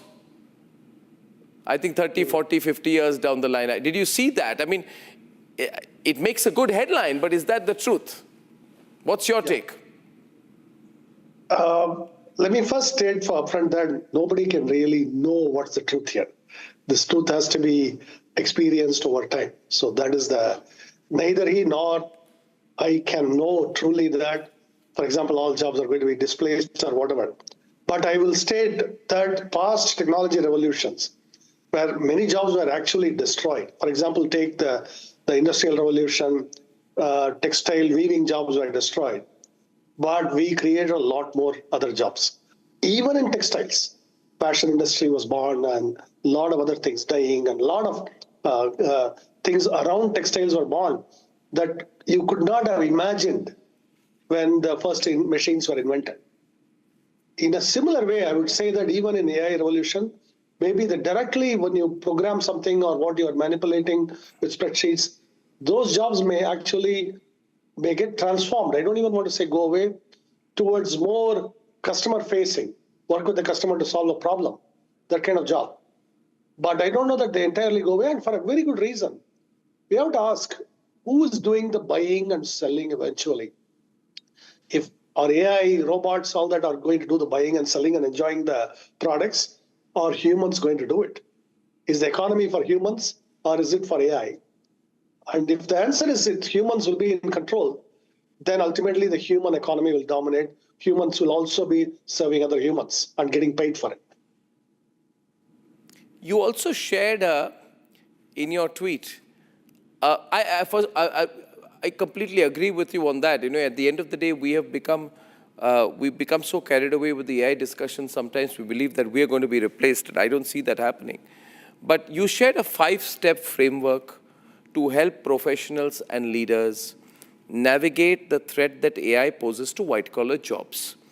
And your post was in response, I think, to a tweet by London School of Economics professor Luis Garisano, who's argued that many professional jobs cannot be fully automated because they are quote-unquote messy and require complex judgment. So you are saying that we're still in stage 1 or 2 about AI's impact on companies and jobs. Can you tell us a little bit more about this? What makes you so sure? Yeah. You see, if it was anyone else, it would be something else. What makes Sridhar Vembu so sure that white-collar jobs will not be taken away? I would state it this way. If already AI is now at least 3.5, 4 years in, and a lot of these coding tools are now well into their 3rd or 4th generation now. And I don't think we have lost any meaningful number of jobs. If anything, overall, the number of jobs actually, even in software, has gone up. And even in the US, by the way, even in the US. So, and definitely in India too. So at least so far, the evidence is that jobs have not gone away. And then there is a second thing. There is, tens of millions of businesses out there that actually require help navigating this transformation. How do I best use these tools? Helping them navigate the transition itself are jobs. And so those kind of jobs get created. I mean, a good example, right? When the internet emerged, the World Wide Web emerged, a lot of people became, they set up websites for other companies. Those are still jobs. There are companies, small companies in small towns in India, from Tiruvannamalai or Indore, anywhere, that people are actually working in these jobs where they set up websites, all of that. In a similar way, they could transition themselves to helping companies worldwide take advantage of the best AI tools maybe for a marketing campaign, maybe for setting up an app, all of this. So the jobs will change their character. And here India has an advantage. We have a youthful workforce that is very easily able to absorb all of this. I have programmers. Within like 3 days, they picked up these AI tools and they were very productive with it. 3 days. So that is that is what youth confers. On the other hand, you hear a lot of angst in the West because the workforce is broadly middle-aged and above about, hey, at this age, do I really need to learn all of this new stuff? How many times are you going to disrupt me? That sentiment is there.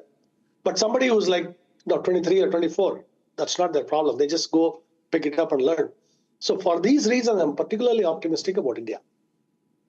So you've always believed, and you have defied, global expectations by being a bootstrapped, billion-dollar plus, many billion-dollar plus revenue company fighting with Salesforce, Microsoft. So you've shown that it is possible to do things in a Bharatiya way, in an Indian way. And that's what makes you unique. That's why I'm having this chat with you, Sridhar, because we hear only from the tech bros of USA otherwise. You're the best tech bro that India has. And therefore, in a way, what you're saying would make a lot of sense to people watching my program in India. So you said at the India AI Summit that we are investing a lot in a lot of the smaller models. They should be unglamorous right now, but they get the job done. And then you further said that this is going to be the norm in India, where a lot of smaller, resource-efficient, energy-efficient models happen, and then we scale up over time as the costs decline. Yeah. And most importantly, you admitted that right now we are rapidly deploying AI in the software development. We are seeing massive productivity gains in it. So if I take all of this together, it appears to me, Sridhar, that you are working on a unique model that is better applicable in an Indian setting, considering our demography, our locally available talent, and our ability to punch above our weight in terms of working hard.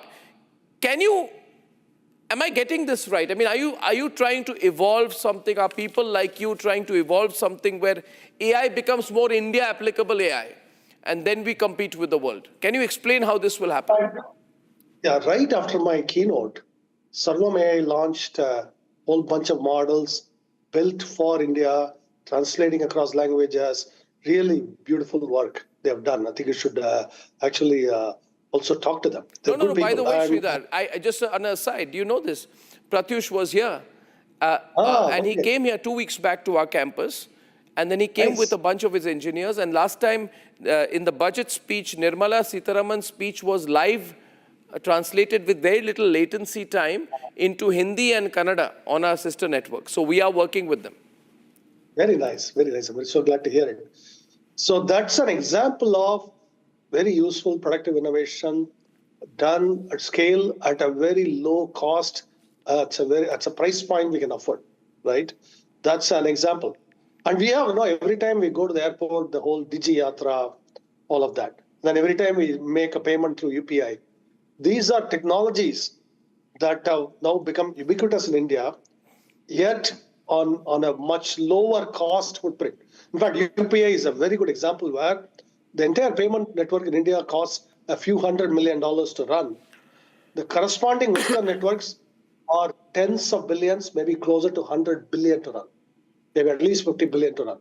So that's the scale problem we are talking about. So we are able to get this done. See, the UPI solves a problem at a much lower cost footprint. And similar way, I believe, AI, the same way it will arrive in India. It will be everywhere. And just like UPI or any of these, we will take it for granted. We won't even notice them. They're doing us valuable service. And like, for example, this interview would be live, listened to in Tamil and all the languages. Nobody will think twice about it at that point. That's what I think will happen about AI. Okay, so simple question. For Sarvam to get where it has, and it has a very proud IIT Madras base with the great Professor Kamakoti also inspiring them. In fact, he connected us to them first. But are you saying that for an American model to reach the level that Sarvam has today, and you have seen what they have presented at the AI Impact Summit, it would have taken much more capital, or the route would have been different? They definitely take a lot more capital. And it is also, see, there is an analogy earlier. If you look at cars made in America versus cars made in Japan, the Japanese cars were always much more fuel efficient and much more resource efficient. Yes. Okay, this was always true. I think we are going to see a similar thing in this digital technology, AI, all of it. We will put up much more efficient technology. And this is a big issue today because the data centers needed to run these are running into billions of dollars, gigawatts of power. So we need resource efficient, capital efficient models systems, and that I believe India has a unique advantage in creating them. Now, I want to also address, so if there's a young person watching today, Sridhar, and their question would be that, should we change the direction of our education, our purpose, our applied profession? Should we panic when we hear stories about, IT, BPO going away, all applications going away, zero jobs, etc.? Should young people change their approach? Because you said, I was hearing you said that with our vast youth population, we have the most AI enthusiastic population, you mentioned them, in the world. We're adopting it faster, AI faster than other nations. Now, let's examine the flip side then, Sridhar. India's demographic dividend depends on mass employment. What happens to coding, testing, documentation, analytics, customer support, which you are an expert in? Nobody better than you in this country today to tell us an answer to this. That when OpenAI, Google are aggressively building towards all of this, what happens to our original IT services model that was built on manpower scale? Yeah. This actually, my answer is somewhat nuanced here. In fact, Anthropic CEO Vijay Mallya just 2 days ago in Bangalore mentioned the same point. He was asked, so what do software engineers do if AI writes all the code or most of the code? He said, and this is something that I agree with him, and I also thought the same thing, you get closer to the customer and solve the customer problem. So you become what in the industry they call them forward deployed engineers. That means, Republic TV needs IT systems, analytics, whatever. There will be people working closely with you to solve the problem quickly. The idea is it could be days to production, days to creating value, to delivering the value for you, rather than months or years that current IT systems take. This could actually accelerate the number of projects you will do. Like there are many places where a lot of things are in our wish list that I need to get done, but they never got done because of lack of resources, not just money, but also human resources to get it done. All of those may come to be now. You may have a couple of people doing all of this very rapidly for your own company, for example. So this is how I see the evolution. So it is not time to be pessimistic. What I would tell young people is, and this is true before AI, do you have solid grounding in your engineering skills, whichever area of engineering you are in, or you're a very good software engineer, or you're a very good computer science person, or you're a very good mechanical engineer, civil engineer, all of that. That is non-negotiable. And you only learn by doing. In fact, there's another thing that came up in the panel yesterday by our education ministry, was that a couple of people felt that AI is leading to erosion of skills. If you rely too heavily on AI, you are losing your critical thinking skills. So I would advise our youth to make sure that you have a solid grounding. It's the same thing we emphasize to kids. Just because you have a calculator, you are not allowed to escape from memorizing multiplication tables, right? It's the same with AI. AI is a better multiplication table. You don't want to outsource all your thinking to it. You want to be able to use it, but not abuse it where you let your own skills decline. So that's what I will tell you. Are we going to transition from code writers to AI supervisors and business consultants? And if that is the case, are our engineering colleges prepared? Are Tier 2 and Tier 3 city graduates equipped for that transformation? Or will this benefit only, the shift to AI is benefiting only students or people from elite institutions? Will it widen inequality within the workforce? These are very legitimate concerns. I worry about this all the time. And what industry has to play a role in this, because it's yes, the colleges have to catch up on this. I think rural colleges are doing better, but they are doing a better job now than 10 years ago. This idea has seeped in that people have to be ready for the workforce, not just some academic passing exams. That idea, I think, is seeping in. But more than that, the industry also has to partner with these colleges and have training programs, skill development, so that the people coming out of colleges are ready for the workforce, ready with the skills. So it's actually both responsibility of both the academic institutions as well as the industry. Therefore, broadly, are you advocating smaller, resource-efficient models as India's norm? Is that going to be the factor in the future also? Or will we have to change our strategy? I'm hearing you. I'm hearing what Ashwini Vaishnav has said here. I also heard what Ashwini Vaishnav said in Davos. I'm sure you saw him there when he gave it back to somebody who said, you are not tier 1 AI, and then he gave his own clear answer. So we are talking about, I would say, frugal AI, right? Or not austere AI, but frugal AI. Hardy, frugal AI. But can we afford to remain focused only on that? You know, does it risk technological overdependence later, 10 years down the line?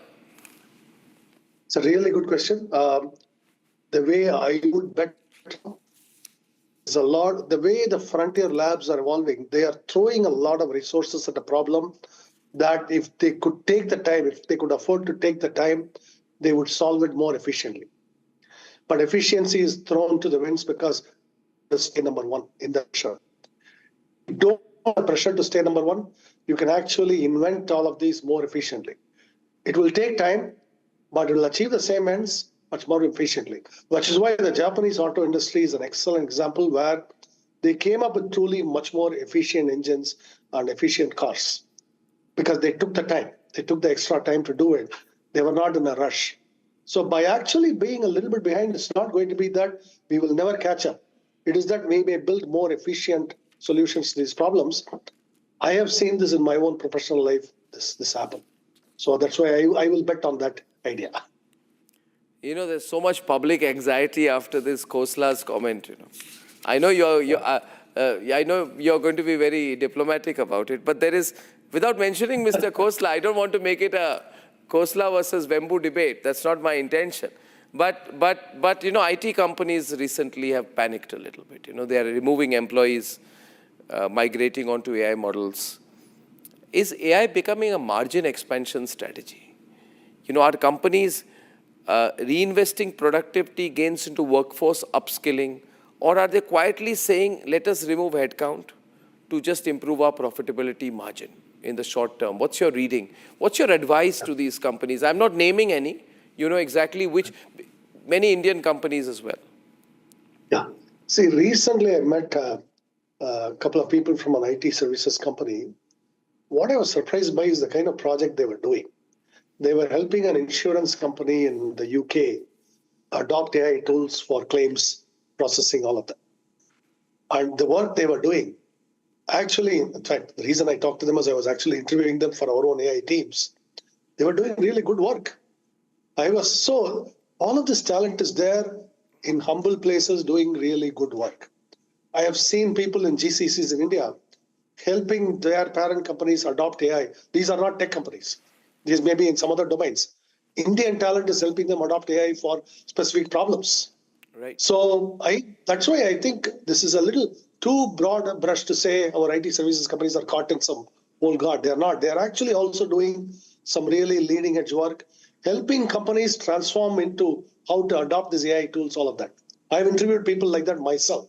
So which is why I'm going to say that I don't agree with this doom and gloom on this. At the same time, I also don't want to minimize the challenge. It is time to be vigilant. It's time to be on our toes.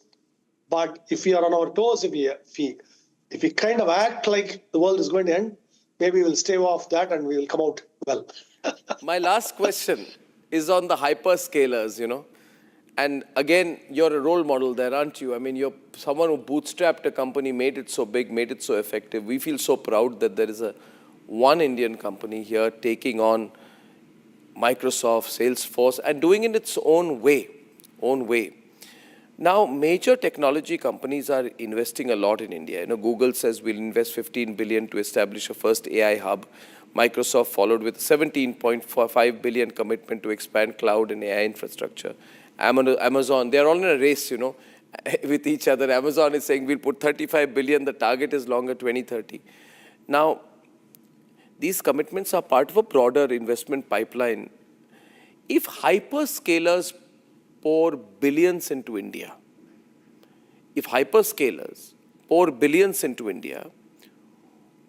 who really owns the strategic layer?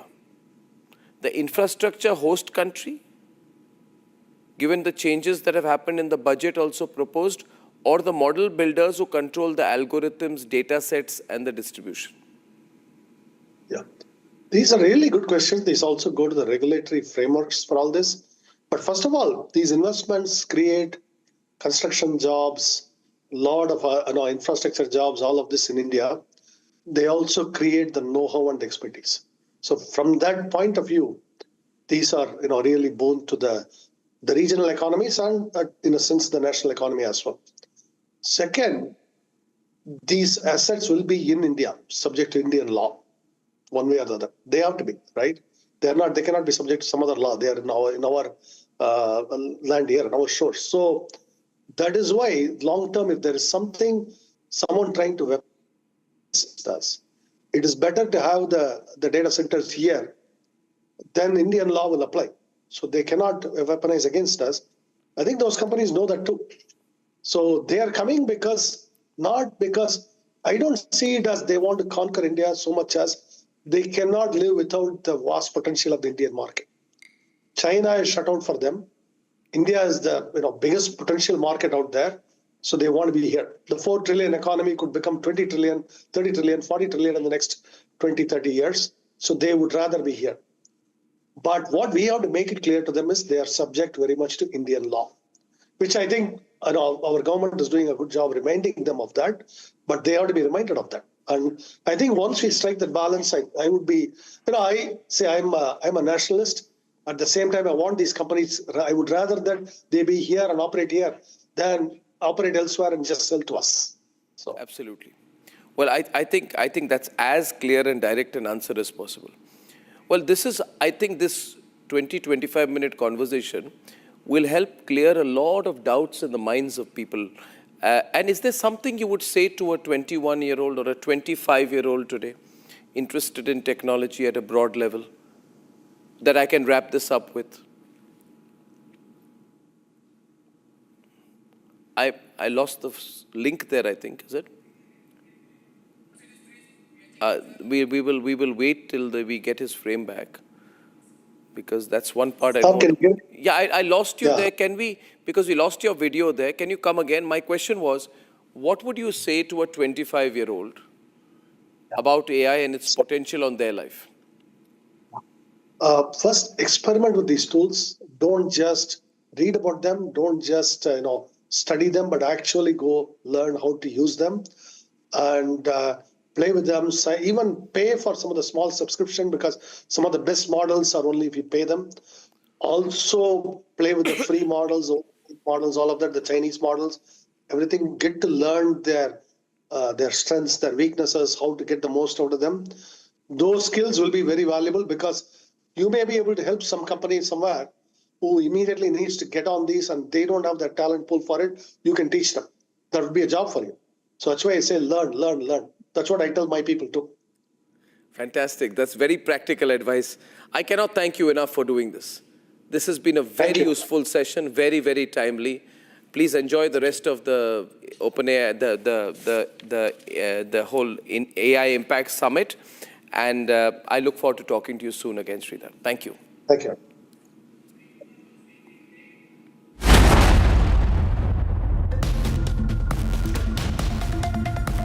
Amity has one of India's most advanced supercomputing facilities for AI research and teaching. Equipped with world-class facilities, the center drives interdisciplinary research and industry-academia collaboration, preparing students for disruptive AI technologies. Committed to India's global tech leap, Amity is proud to be the knowledge partner at India AI Impact Summit. अब छोलिया हो या लोबिया, सफेद चने या काले चने, सब कुछ मजेदार बने।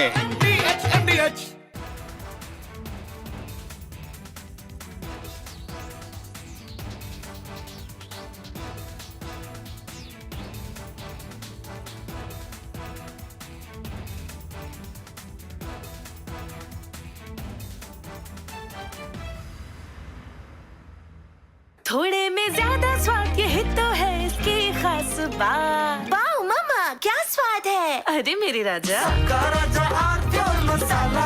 Himanta Biswa Sarma, good evening. Good evening. And everyone across the country has watched your press conference yesterday. Yes. Now, you see, now that you've done the press conference, you've made some very, very damning allegations against Gaurav Gogoi. Yes. Are you doing it? First question, let's have it out of the way. Are you doing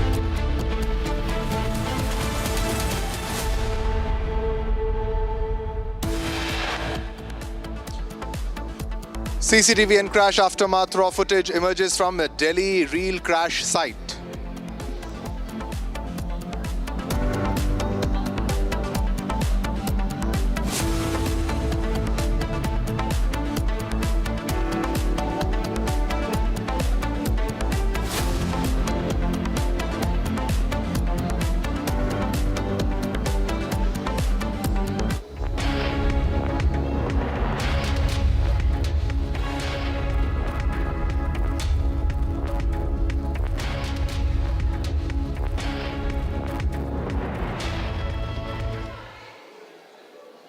All right, viewers, now let's move on to our next top story that we are getting right now, and it's about Vijay Mallya. I'll get you all the details of this. Vijay Mallya has informed the Bombay High Court that he's prohibited from leaving the country and that he cannot physically come to India and he cannot join to the High Court's proceedings, and this is the latest that we are fetching. Now, this comes from the fugitive, that is Vijay Mallya, who has said that he is prohibited to leave the country.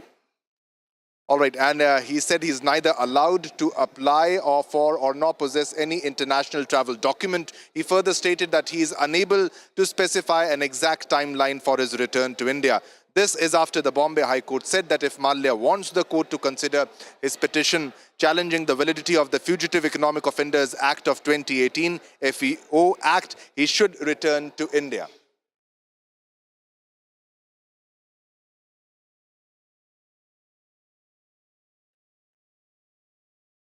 All right, so this is after the Bombay High Court has said that if Mallya wants the court to consider his petition challenging the validity of the Fugitive Economic Offenders Act of 2018, that is the FEO Act, he should return to India. So the court had asked him to come to India and take part in the proceedings, but this is coming from Vijay Mallya, the fugitive Vijay Mallya, the liquor baron fugitive Vijay Mallya, who is saying that he cannot come to India, that he is prohibited to come to India, and because of this, he cannot join the proceedings. He cannot come to India and join the proceedings, and because of the prohibition, he cannot be attempting to leave England and Wales, and is neither allowed to apply for or nor possess any international travel document. He also further stated that he is unable to specify an exact timeline for his return to India.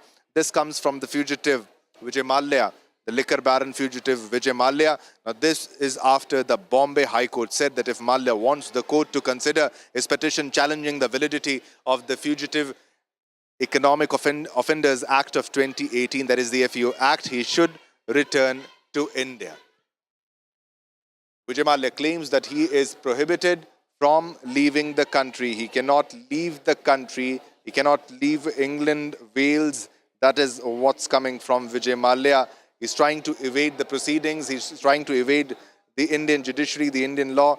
And he said, I cannot come to India. I cannot leave this country. And I also can't tell. This is what I quote Vijay Mallya is saying. He said, I cannot leave the country and I can't even tell you when I'm going to come back to India. All right, we have Sarthak joining us live for more details in this story. Sarthak, so again, Vijay Mallya is trying to evade the Indian judiciary, is not ready to face the Indian law. He knows that he has done something that is really, really wrong and he will be sent to jail. So it's another trick. What arguments are being put forward by Vijay Mallya in this entire case? Over to you, Sarthak. Shivam, on the previous date of hearing, the Bombay High Court had asked Vijay Mallya to be physically present in the court and to record his statements physically in the court. But in today's hearing, Vijay Mallya informed the Bombay High Court that he has been legally barred from leaving England and Wales. He has submitted through his counsel that he's not permitted to apply for or hold any international travel document, and therefore that prevents him from any kind of foreign travel. because of these specific restrictions that have been imposed over him, he stated that he is unable to provide any form of concrete timeline as to when he would be able to return to India. He has also submitted through his counsel that his continued stay in the UK, and the reason for him staying in the UK is due to the legal constraints that have been imposed over him by the UK authorities, and it is not his voluntary decision to refuse to return to India. At this point, all we can say that this statement appears to be aiming at a very pertinent issue that he wants to address. That he is not absconding, or he is not apprehensive about returning to India because he does not want to go under scrutiny by the Indian law. But there are some restrictions that have been imposed upon him by the UK authorities, due to which he is unable to return to India. That is what he's trying to imply through his submissions today in the Bombay High Court. But also, Sarthak, more details, if you can share more details in the story. This is not the first time that Vijay Mallya is trying to evade the Indian judiciary, is trying to avoid the Indian law because he knows he has done something that's really wrong. Now, he was given a chance that he could have joined the proceedings. Otherwise, how will he claim that he has not done anything wrong? More details in this story, Sarthak. Well, certainly, he has been accused for defaulting on loans that have exceeded nearly 9,000 crores that he borrowed from a consortium of banks led by SBI. There are some serious allegations against him regarding diversion of loan funds. There is some criminal conspiracy and cheating also involved.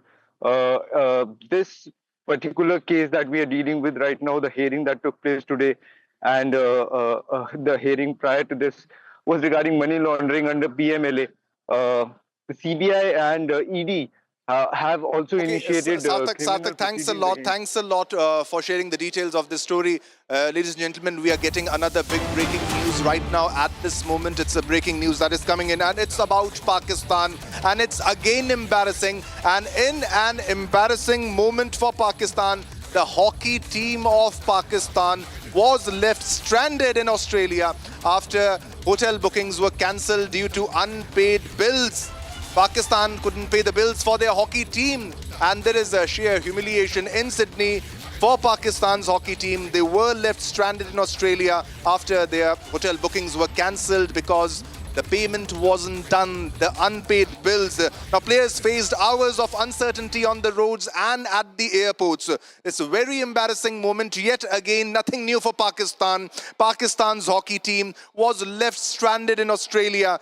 Now, the hockey team was left stranded in Australia after their hotel bookings were cancelled due to unpaid bills. The bills were not paid of the hockey team because Pakistan doesn't have money. The corrupt politicians of Pakistan and the Pakistani administration don't want to spend money. मेरे मित्र और भाजपा के प्रदेश अध्यक्ष, राज्यसभा के संसद सदस्य श्रीमान समीक भट्टाचार्य जी, और आज इस पवित्र अवसर पर देश भर से और पूरे बंगाल से आए हुए सभी भक्तजनों को मेरा हरे कृष्ण। सबसे पहले आज सुबह मेरी देश के सम्माननीय प्रधानमंत्री नरेंद्र मोदी जी जोड़े के साथ बात हुई थी। मैंने उनको कहा कि आज मैं सरस्वती ठाकुर महाराज की 152वीं जयंती में मायापुर जा रहा हूं। उन्होंने बड़े मन से और भाव से आप सभी को हरे कृष्ण कहा है।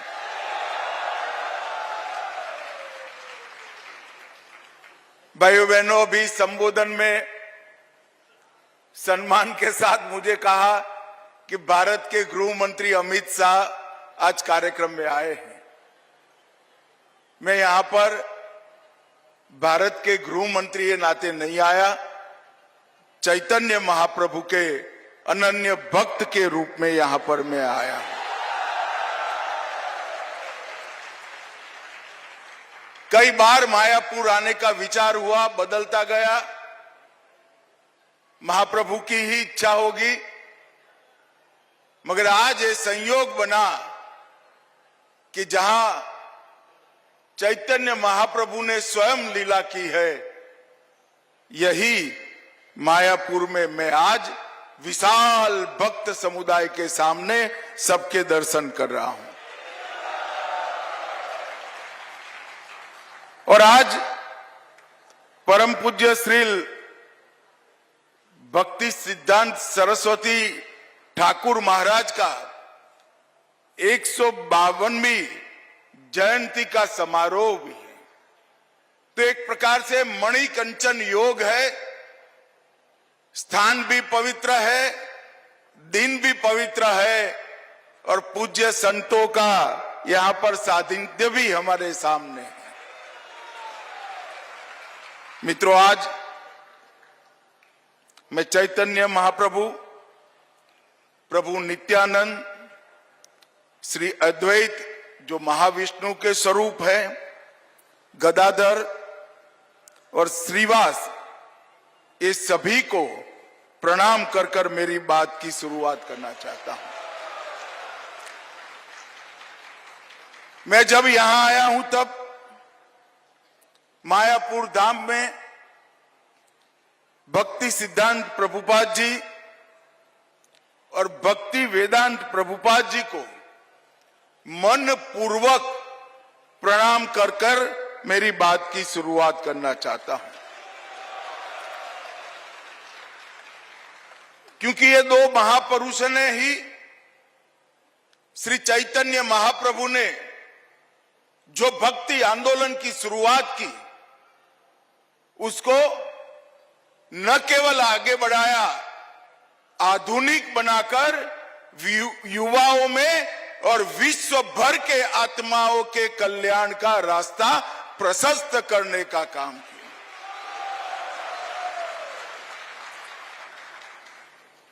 श्री चैतन्य महाप्रभु ने एक ही जीवन काल के अंदर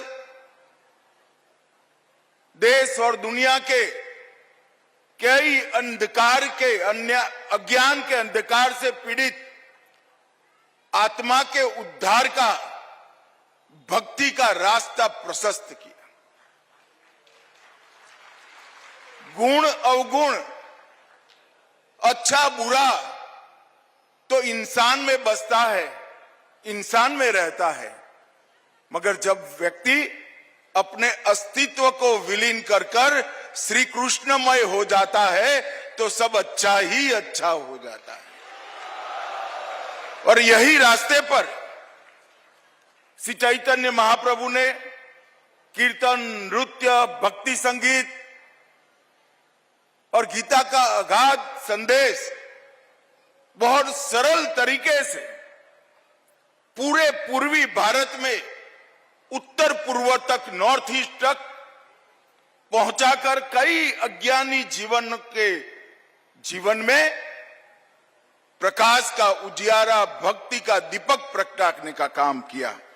और वही आंदोलन को परम पूज्य भक्ति सिद्धांत प्रभुपाद और पूज्य भक्ति वेदांत प्रभुपाद ने न केवल आगे बढ़ाया, इसको आधुनिकता के साथ जोड़कर युवाओं को और समग्र विश्व को अपने आत्मा के कल्याण का रास्ता प्रशस्त किया।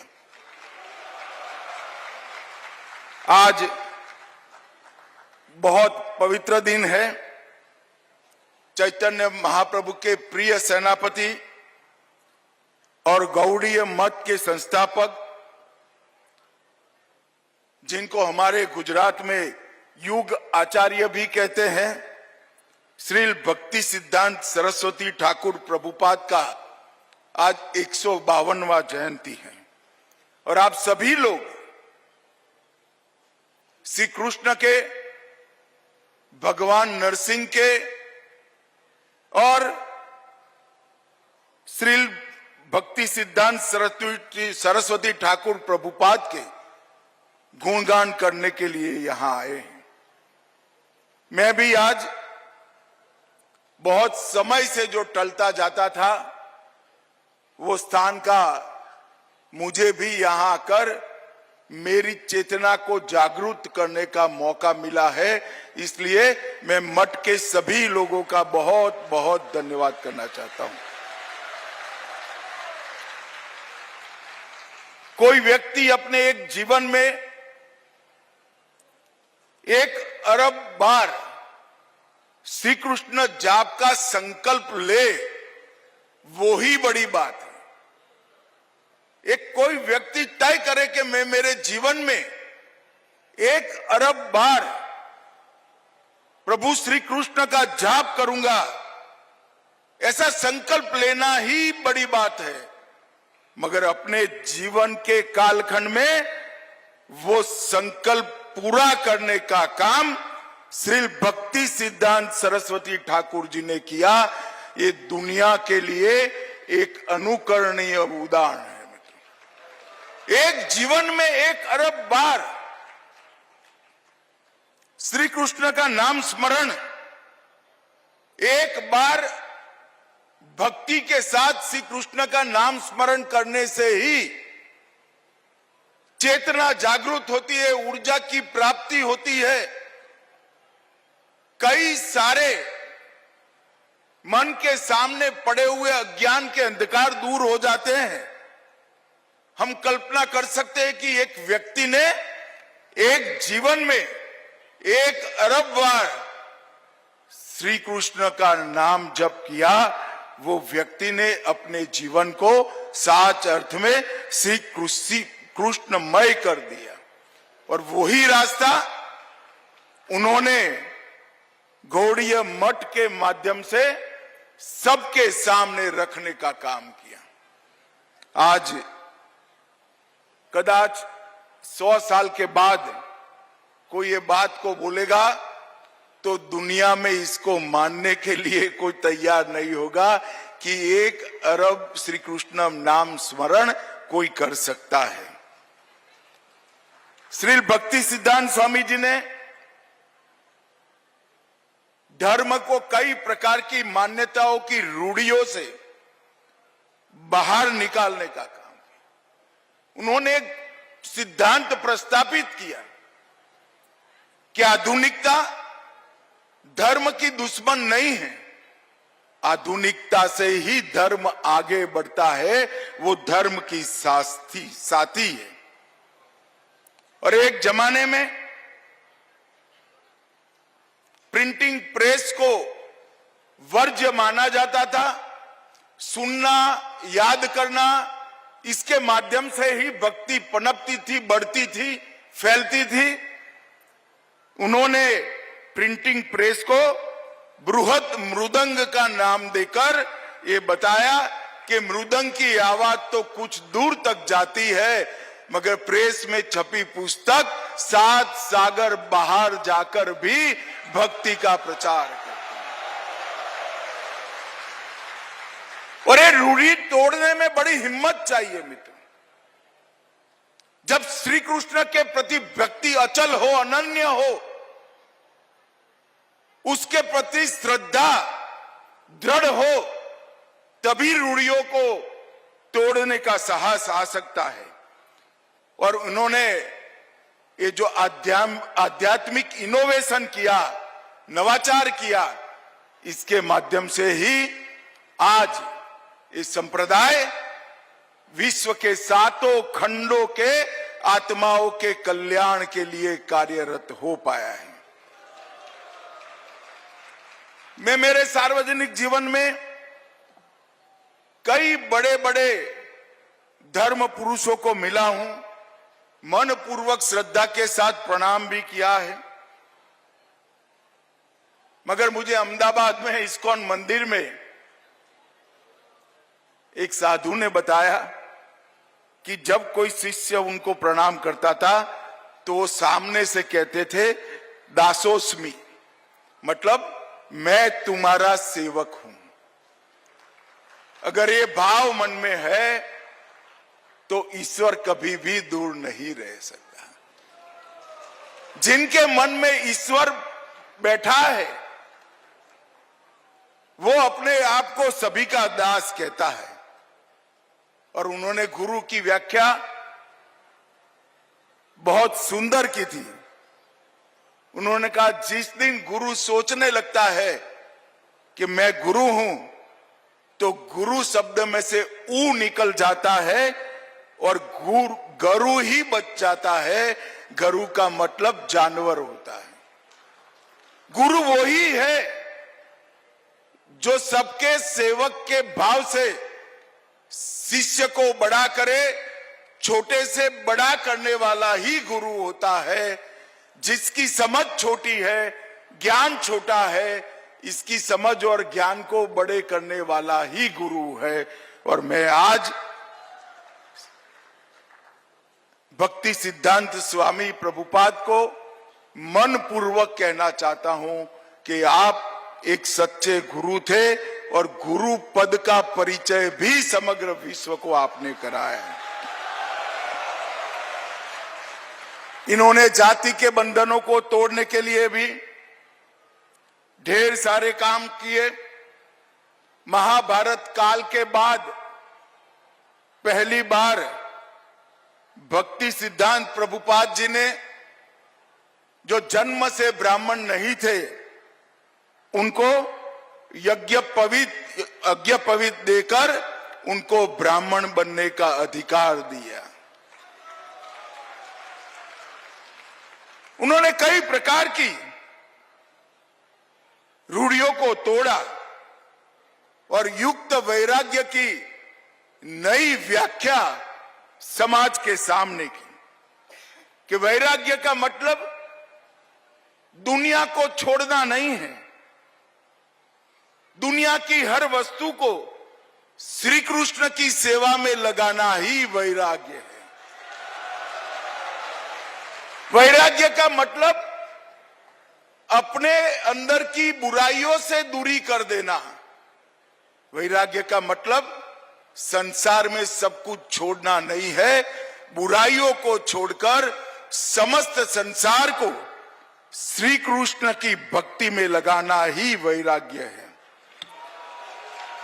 और आज ऐसे युग दृष्टा, युग पुरुष,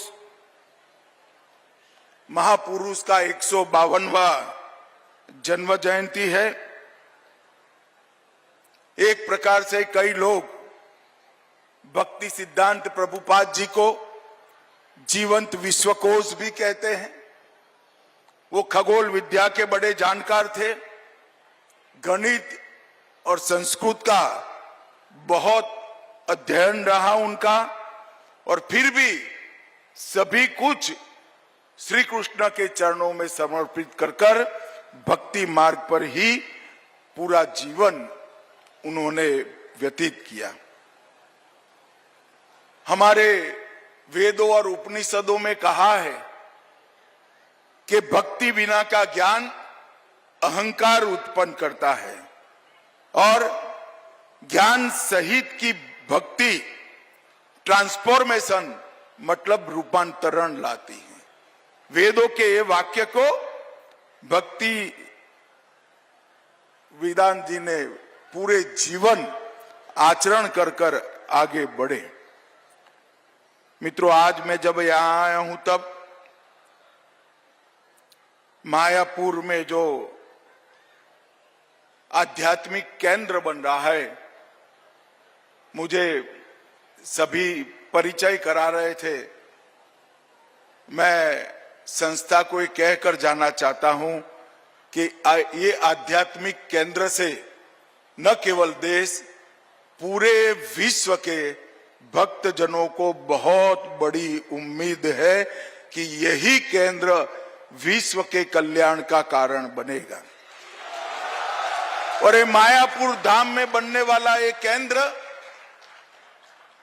कई युगों तक भक्ति मार्ग का प्रतिपादन करता रहेगा।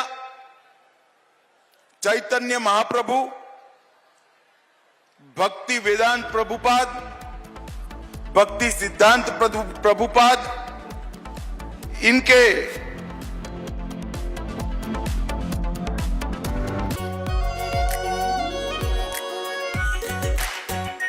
Are pure shahi paneer masala, delicious, healthy, everyday. केसरिया से मन जोगी हुआ रे, दिल झूमे देखो मतवारा हुआ रे। केसरिया से मन जोगी हुआ। हर पल मनाओ केसरी त्योहार, विमल बोलो जुबान केसरी। आधे बाउल दही में 4 चम्मच MDH चटनी पुदीना मसाला डाला, स्टर करो, पुदीना चटनी तैयार। MDH चटनी पुदीना मसाला। I am absolutely fed up, like you are, I'm sure, with the U-turns of the BCCI and the ICC and cricket politics. And I feel bad, like every citizen of India does, that these people, because they want to make some money over cricket, are ready to compromise the nation. Terrible. Pakistan has taken another magnificent U-turn in its decision to not play, not play, not play, not play, keep changing its mind, ladies and gentlemen. First they say they stand with Bangladesh, then they said we stand with them so much that we don't participate in the World Cup. Then they put Shehbaz Sharif in front and he said we've taken a clear decision not to play cricket with India because we are backing Bangladesh. Listen to what Shehbaz Sharif said. T20 world cup जो है उस हवाले से हमने बड़ा वाज़ेह stand लिया है कि हम हिंदुस्तान के ख़िलाफ़ जो मैच है वो हम नहीं खेलेंगे, क्योंकि पाकिस्तान ने कहा कि ये खेल का मैदान है, ये सियासत नहीं है। खेल के मैदान में सियासत बिल्कुल नहीं होनी चाहिए। हमने एक बड़ा सोच समझ के हमने स्टैंड लिया है और इस हवाले से हमें बांग्लादेश के साथ पूरी तरह खड़े होना चाहिए। That's what he said.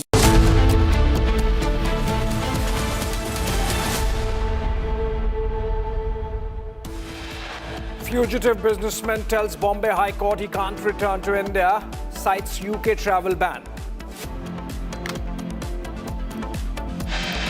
CCTV and crash aftermath. Raw footage emerges from Delhi real crash site.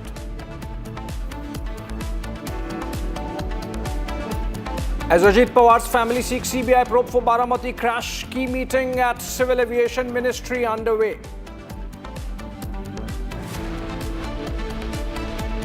A decision by the Telangana government to allow Muslim employees to leave offices an hour early during Ramzan has triggered a political debate.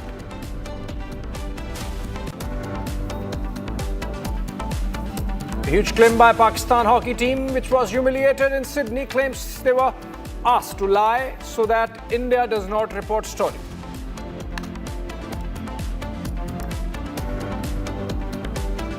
Anil Ambani has been summoned for questioning today in connection with an investigation into his group entities, including Reliance Communication and Reliance Power Limited, summoned by the ED.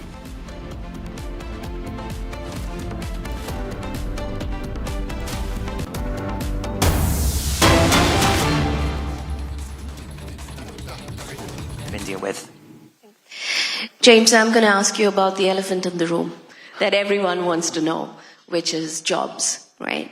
Now, I was listening to some of the things you were saying at Davos, and it was very interesting. You were talking about how with every technology shift, there are jobs that change, that go away, and then there are jobs that get created.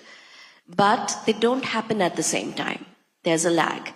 So 2 questions. 1, how do governments deal with this lag, right? Especially a young demography like India. And 2, what do we have to do to ensure that we come out of this as a job creator? No, I think it's probably one of the most important questions that I think countries, governments, and society is going to need to think through.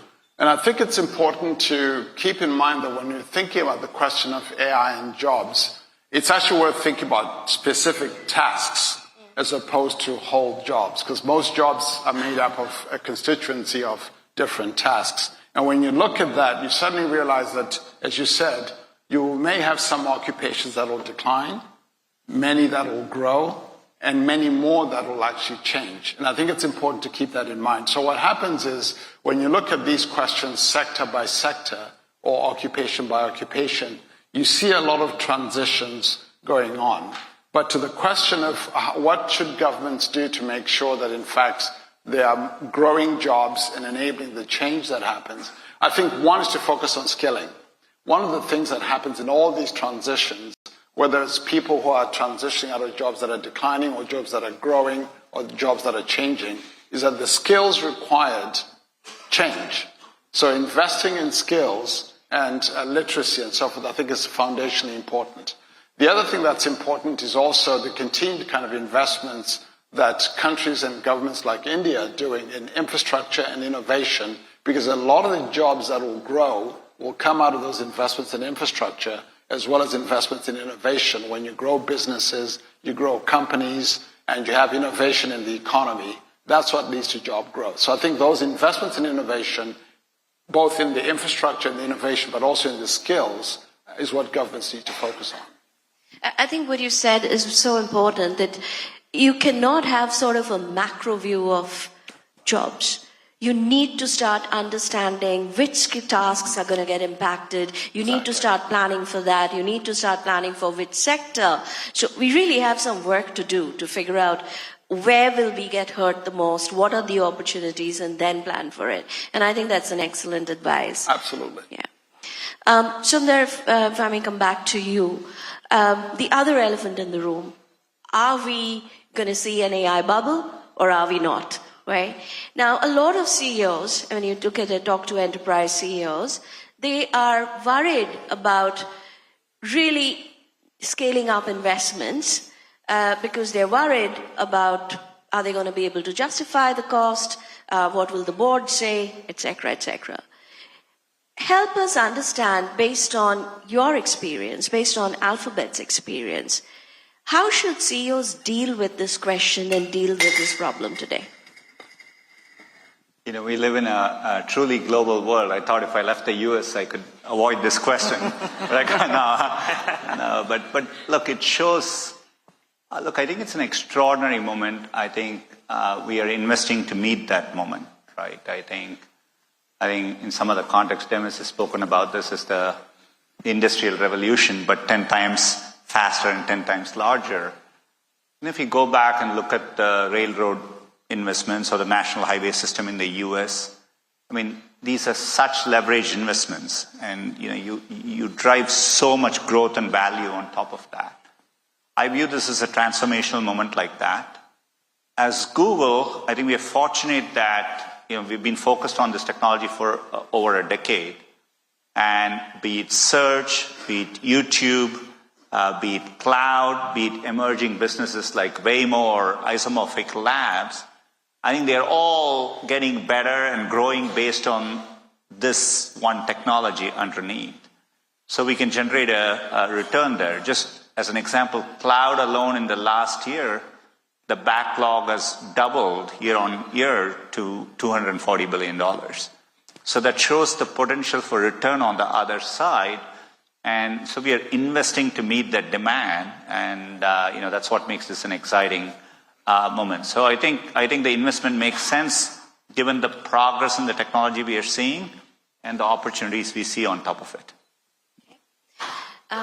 Demis, I have to ask you the third elephant in the room, which is, what on earth is AGI? Because, we keep hearing about it, and the more we hear about it, the more we feel like we're trying to build something that is going to control all of us. And then the question is, why are we building it? So what is it? Is it really the end goal to control? Is the end goal to augment prosperity? And help us understand your take on it. And also, how should India be thinking about AGI? Or if we need to prepare, what should we be doing? Well, the first thing I'll say is that the reason I've worked my whole career on AI is because I think it could be the ultimate tool for accelerating scientific discovery and areas like medicine. So things like AlphaFold, I hope, will be the first of many advances showcasing that. And then we can apply that to help us tackle many of the challenges facing society today, from disease to climate to inequality. So I think AI on the upside, the opportunity has, and AGI in the limit has that potential. In terms of, defining what AGI is, I've always defined it, have a high bar for AGI, which is a system that exhibits all the cognitive capabilities that humans have. Now, the reason that's important is the human reference point is because the brain is the only evidence we have, the only existence proof we have that general intelligence is possible. So it's kind of, we won't really know we have a fully general system unless it's able to do a lot of things that we sometimes take for granted. Things like creativity and long-term planning and better use of memory. And so today's systems, they're impressive, but they're not there yet, in my opinion. And I think we've still got a way to go, at least another 5-10 years to go. But certainly in the next phase, the next decade or 2 decades, I see it as the sort of ultimate enhancement tool for us and human scientists, human experts, but also the youth of today. And this is what was exciting, seeing that in India here in this visit, is we'll have access to these incredible tools. So whatever that means, building businesses, creating art, I think they'll be sort of almost superpowered to do that with these access to these tools that you can access from anywhere, the most cutting edge tools in the world from anywhere, including from India. So I think it's going to be a very exciting moment, but there are also risks too that we have to take into account. You mentioned jobs earlier, but there's also technical risks of making sure these systems stay within their guardrails and they serve our purposes and what we want as humanity. And then furthermore, the economic question of sharing the benefits that that's going to bring widely and equally to across the world. So these are all big challenges still to come. But the potential's there if we do it in the right way. All right, we are staying put at Bharat Mandapam, where the AI Impact Summit, a global AI Impact Summit, is panning out. In fact, French President Emmanuel Macron, who was in Mumbai yesterday and is in Delhi today, is speaking. Let's listen to him.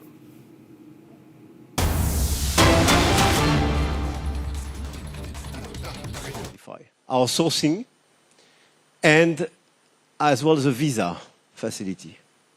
To have a visa which, meets the expectation of the students and is appropriate. For instance, if you have a PhD, I don't know how many years it took for you, 3 years, so many. So if I give you a visa for 1 year, I'm a little bit crazy.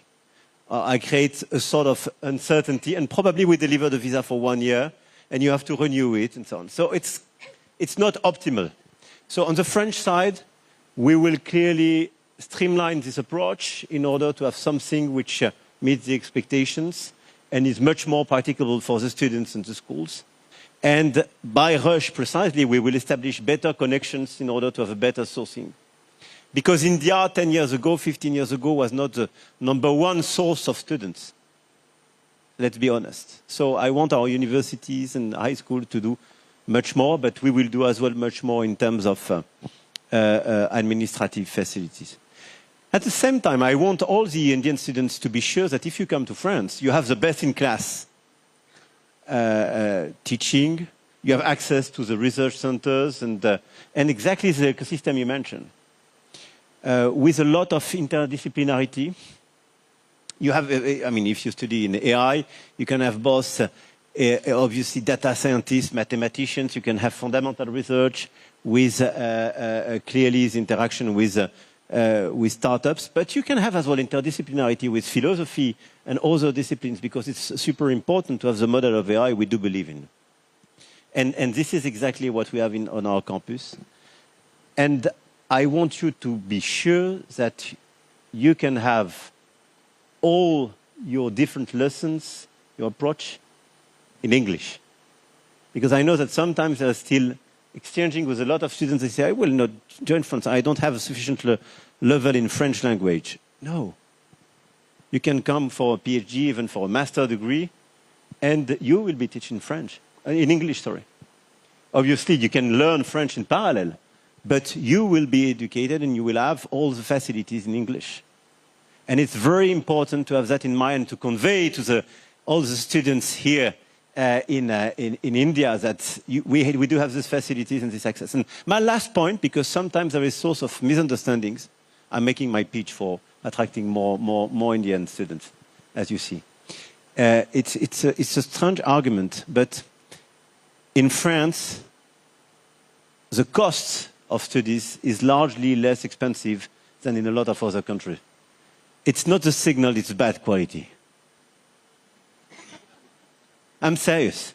I had a lot of students saying to me, okay, it's almost for zero. It should be a terrible level of quality. Because everywhere in the rest of the world, you have to pay a lot of money to have 1 year. It's our, I would say, collective choice in France. The taxpayer contributes much more than the student. It's more fair. You can have some contributions are non-French students, but it's much more limited than in the equivalent Anglo-Saxon universities. So we can ask for some fees. It depends, and I think it's good that each university and each high school has its own model and will be free to have its own model. But we are very far from the level of fees in the Anglo-Saxon universities. But just take it as a collective choice, but not the signal that there is a lower quality. It's not true at all. The government is paying for the difference.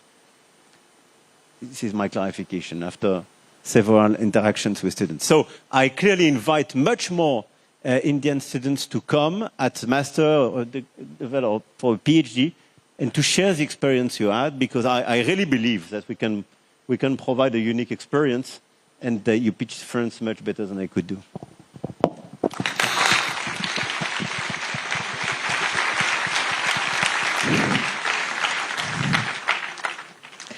I hope some of the students sitting behind us got convinced.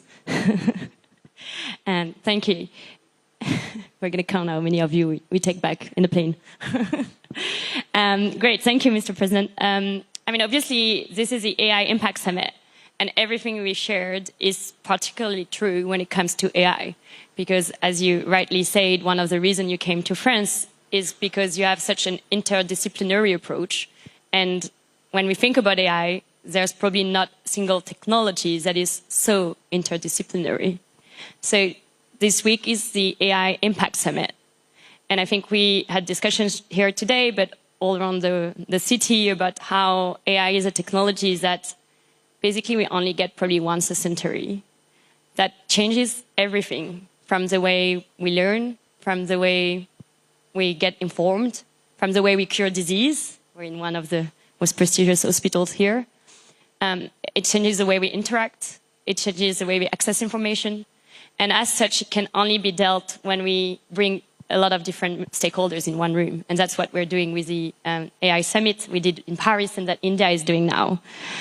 When you're thinking about AI, and you both work in AI, and I know you have this idea in mind on where you want to bring AI, and this is something we concretely share with our Indian friends. This is too much of an important technology to just be developed in the hands of a few companies. We need to think how we develop it with public good interest. And I know you both care about this topic very much. So maybe starting with Manan, based on your work, what would be your advice to this room, scientists here, but also people from the government, people from all around the world who are gathered in Delhi, so make sure that we continue trying and pushing AI in the interest of public good, which was a key theme of our AI Paris Summit as well. Sure. So, we can just talk endlessly about AI, but I'll focus more on, something which is relevant for this discourse. So we have to see that as AI matures, as it becomes more and more useful, it will be adopted more. It will be consumed more. And if it is being consumed more and we are really serious about its social good, then it has to become more sustainable. It has to become more energy efficient. It has to become more green. So that is something that, at least in our work, we try to closely focus on, because we work on things like next forms of computing, semiconductor devices which take less energy. So, neuromorphic computing, bio-inspired computing. The essence here is that we need to cut down the power budget or the energy budget that AI systems consume. And I think, at least in the Indo-French context, this has a lot of relevance because both countries have strong commitment to AI for the wider good and also for sustainability. And, with our French partners, we are working extensively on building low energy AI systems. The work is quite complementary, just how the cultures are complementary. they work more on new materials. We work more on building systems with those materials or algorithms with those materials which are more energy efficient. So if you ask me to summarize, I would say that sustainable AI or getting the AI systems to be more green, more sustainable is what would make it enduring and what it would take to much larger scale of impact. And what we can do together. Absolutely. Thank you. Priyanka, do you want to add up to that topic as well? Yes, thank you for the question. And just to add to Manan, so AI for good, because AI, let's be honest, it's machine learning and among other forms of training data. And at the base, it's very, very technical. So it might actually scare people. So we need some mechanisms that, on one side, you're able to destigmatize this fear of technology and people not knowing what is behind. Even for us scientists, sometimes we're like, okay, what's behind this model? And so on the sustainability aspect, it's also, we are training large amounts of data, but is it better to, focus on certain aspects? And that really depends on regulatory access, to the different data sets that we have. For example, we work on flood early warning systems, and I'm heading international strategy for this company. And so when we are doing transboundary training, how do we get access to that data? Even if we cross-collaborate with research teams, so we require the help of policymakers to make sure that the access to that data is fluid, so that we have more parameters that can help us with our training. Thank you. Manan, you're also a professor. And so one of the aspects I know you're thinking about a lot is the impact of AI on your students. Could you build a bit on that as well? Yeah.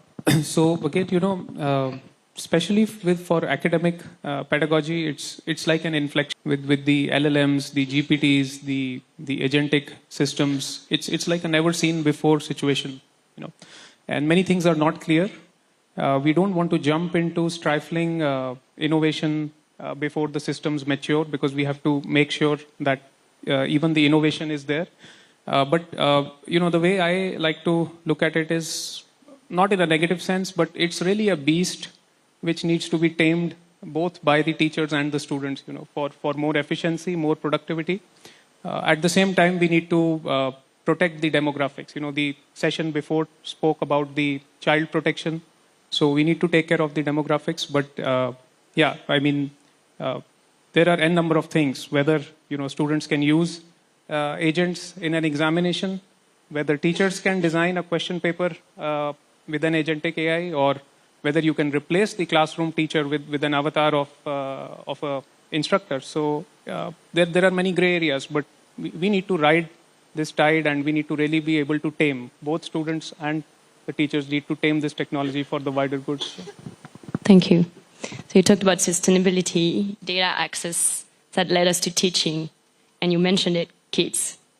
In the session before with Minister Le Henaf, we had a great discussion on what should we do with those tools when it comes to younger generation? Because obviously the students you have in your classroom, they're probably not handling the aspects of those technology as well as younger generation, younger students, or actually not students at all, because younger and younger age, people are interacting with AI through so many different forms, but in particular with chatbots.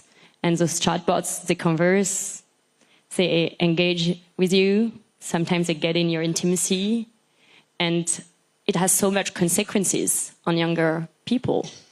Professor Worms earlier today said, we were discussing how this can only be solved again as a global multi-stakeholder issue. And he said, that's probably a good example of sometimes with your partners, you can't rely on every definition of what's the best, but you can align and agree on what's the worst.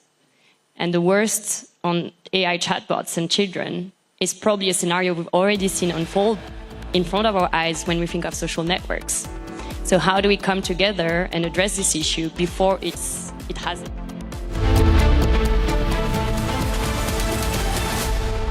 दादी के हाथों का जादू और खुशबू से महकता घर, माँ की मुस्कुराहट और खाने की सुगंध। MDH गरम मसाला, क्योंकि हर रिश्ता है स्वाद से जुड़ा।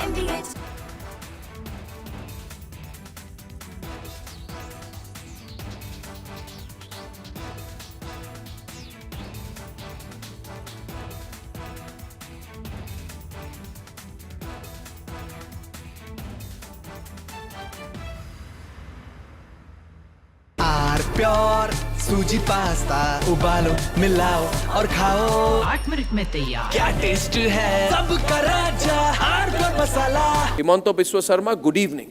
Good evening. And everyone across the country has watched your press conference yesterday. Yes. Now, you see, now that you've done the press conference, you've made some very, very damning allegations against Gaurav Gogoi. Yes. Are you doing it? First question, let's have it out of the way. Are you doing this because you're facing a huge test in your political career with the Assam elections coming up, and he's the person Rahul Gandhi is putting up against you? Arnab, you know Assam. Even I produce a picture of Asim Munir and Gaurav Gogoi. Congress is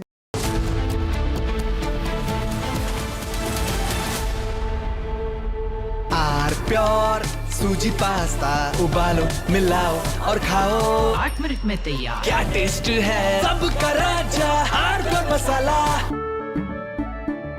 केसरिया से मन जोगी हुआ रे दिल झूम देखो मतवारा हुआ रे केसरिया से मन जोगी हर पल मनाओ केसरी त्योहार विमल बोलो जुबान केसरी MDH की हल्दी मिर्ची धनिया करे कमाल ये रंग दे ये खुशबू दे ये तीखा ये कम पड़े क्या निराला MDH masala I am absolutely fed up, like you are, I'm sure, with the U-turns of the BCCI and the ICC and cricket politics. And I feel bad, like every citizen of India does, that these people, because they want to make some money over cricket, are ready to compromise the nation.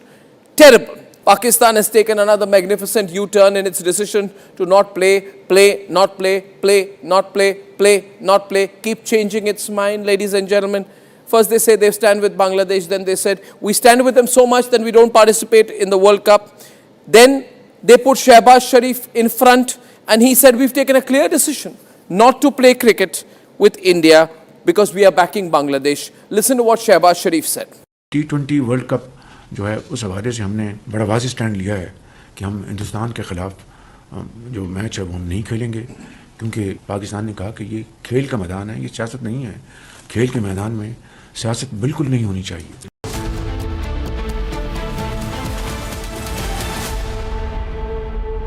But as well, how the key players of each sector are familiar with AI in order to make it, to transform AI solutions and technological solutions at the service of their objective and not something which will completely and just disrupt their approach. And this is exactly what we want to do, especially in the healthcare sector.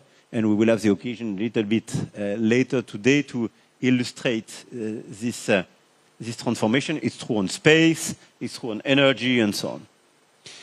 On the other side, you mentioned frugality. I think the way we want to be part of this race and this global competition is slightly different. When we speak about data, when we speak about energy, I think both India and France do consider that we can do it in a different way. The hyperscalers are organizing this approach. This is why when we speak about large language model, with Mistral AI, we adopted a much more frugal approach. What Yann Lequin is building, by the way, in France, and we are very proud of that, leaving Meta, is clearly another approach to modelize AI, which is much more frugal.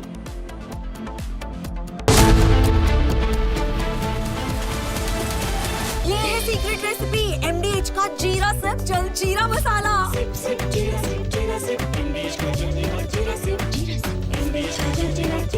रानी, इस घर में कुछ है जो टूटता नहीं।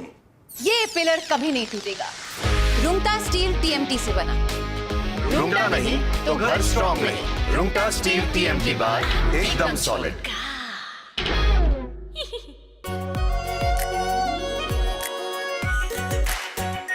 Are pure shahi paneer masala, delicious, healthy everyday.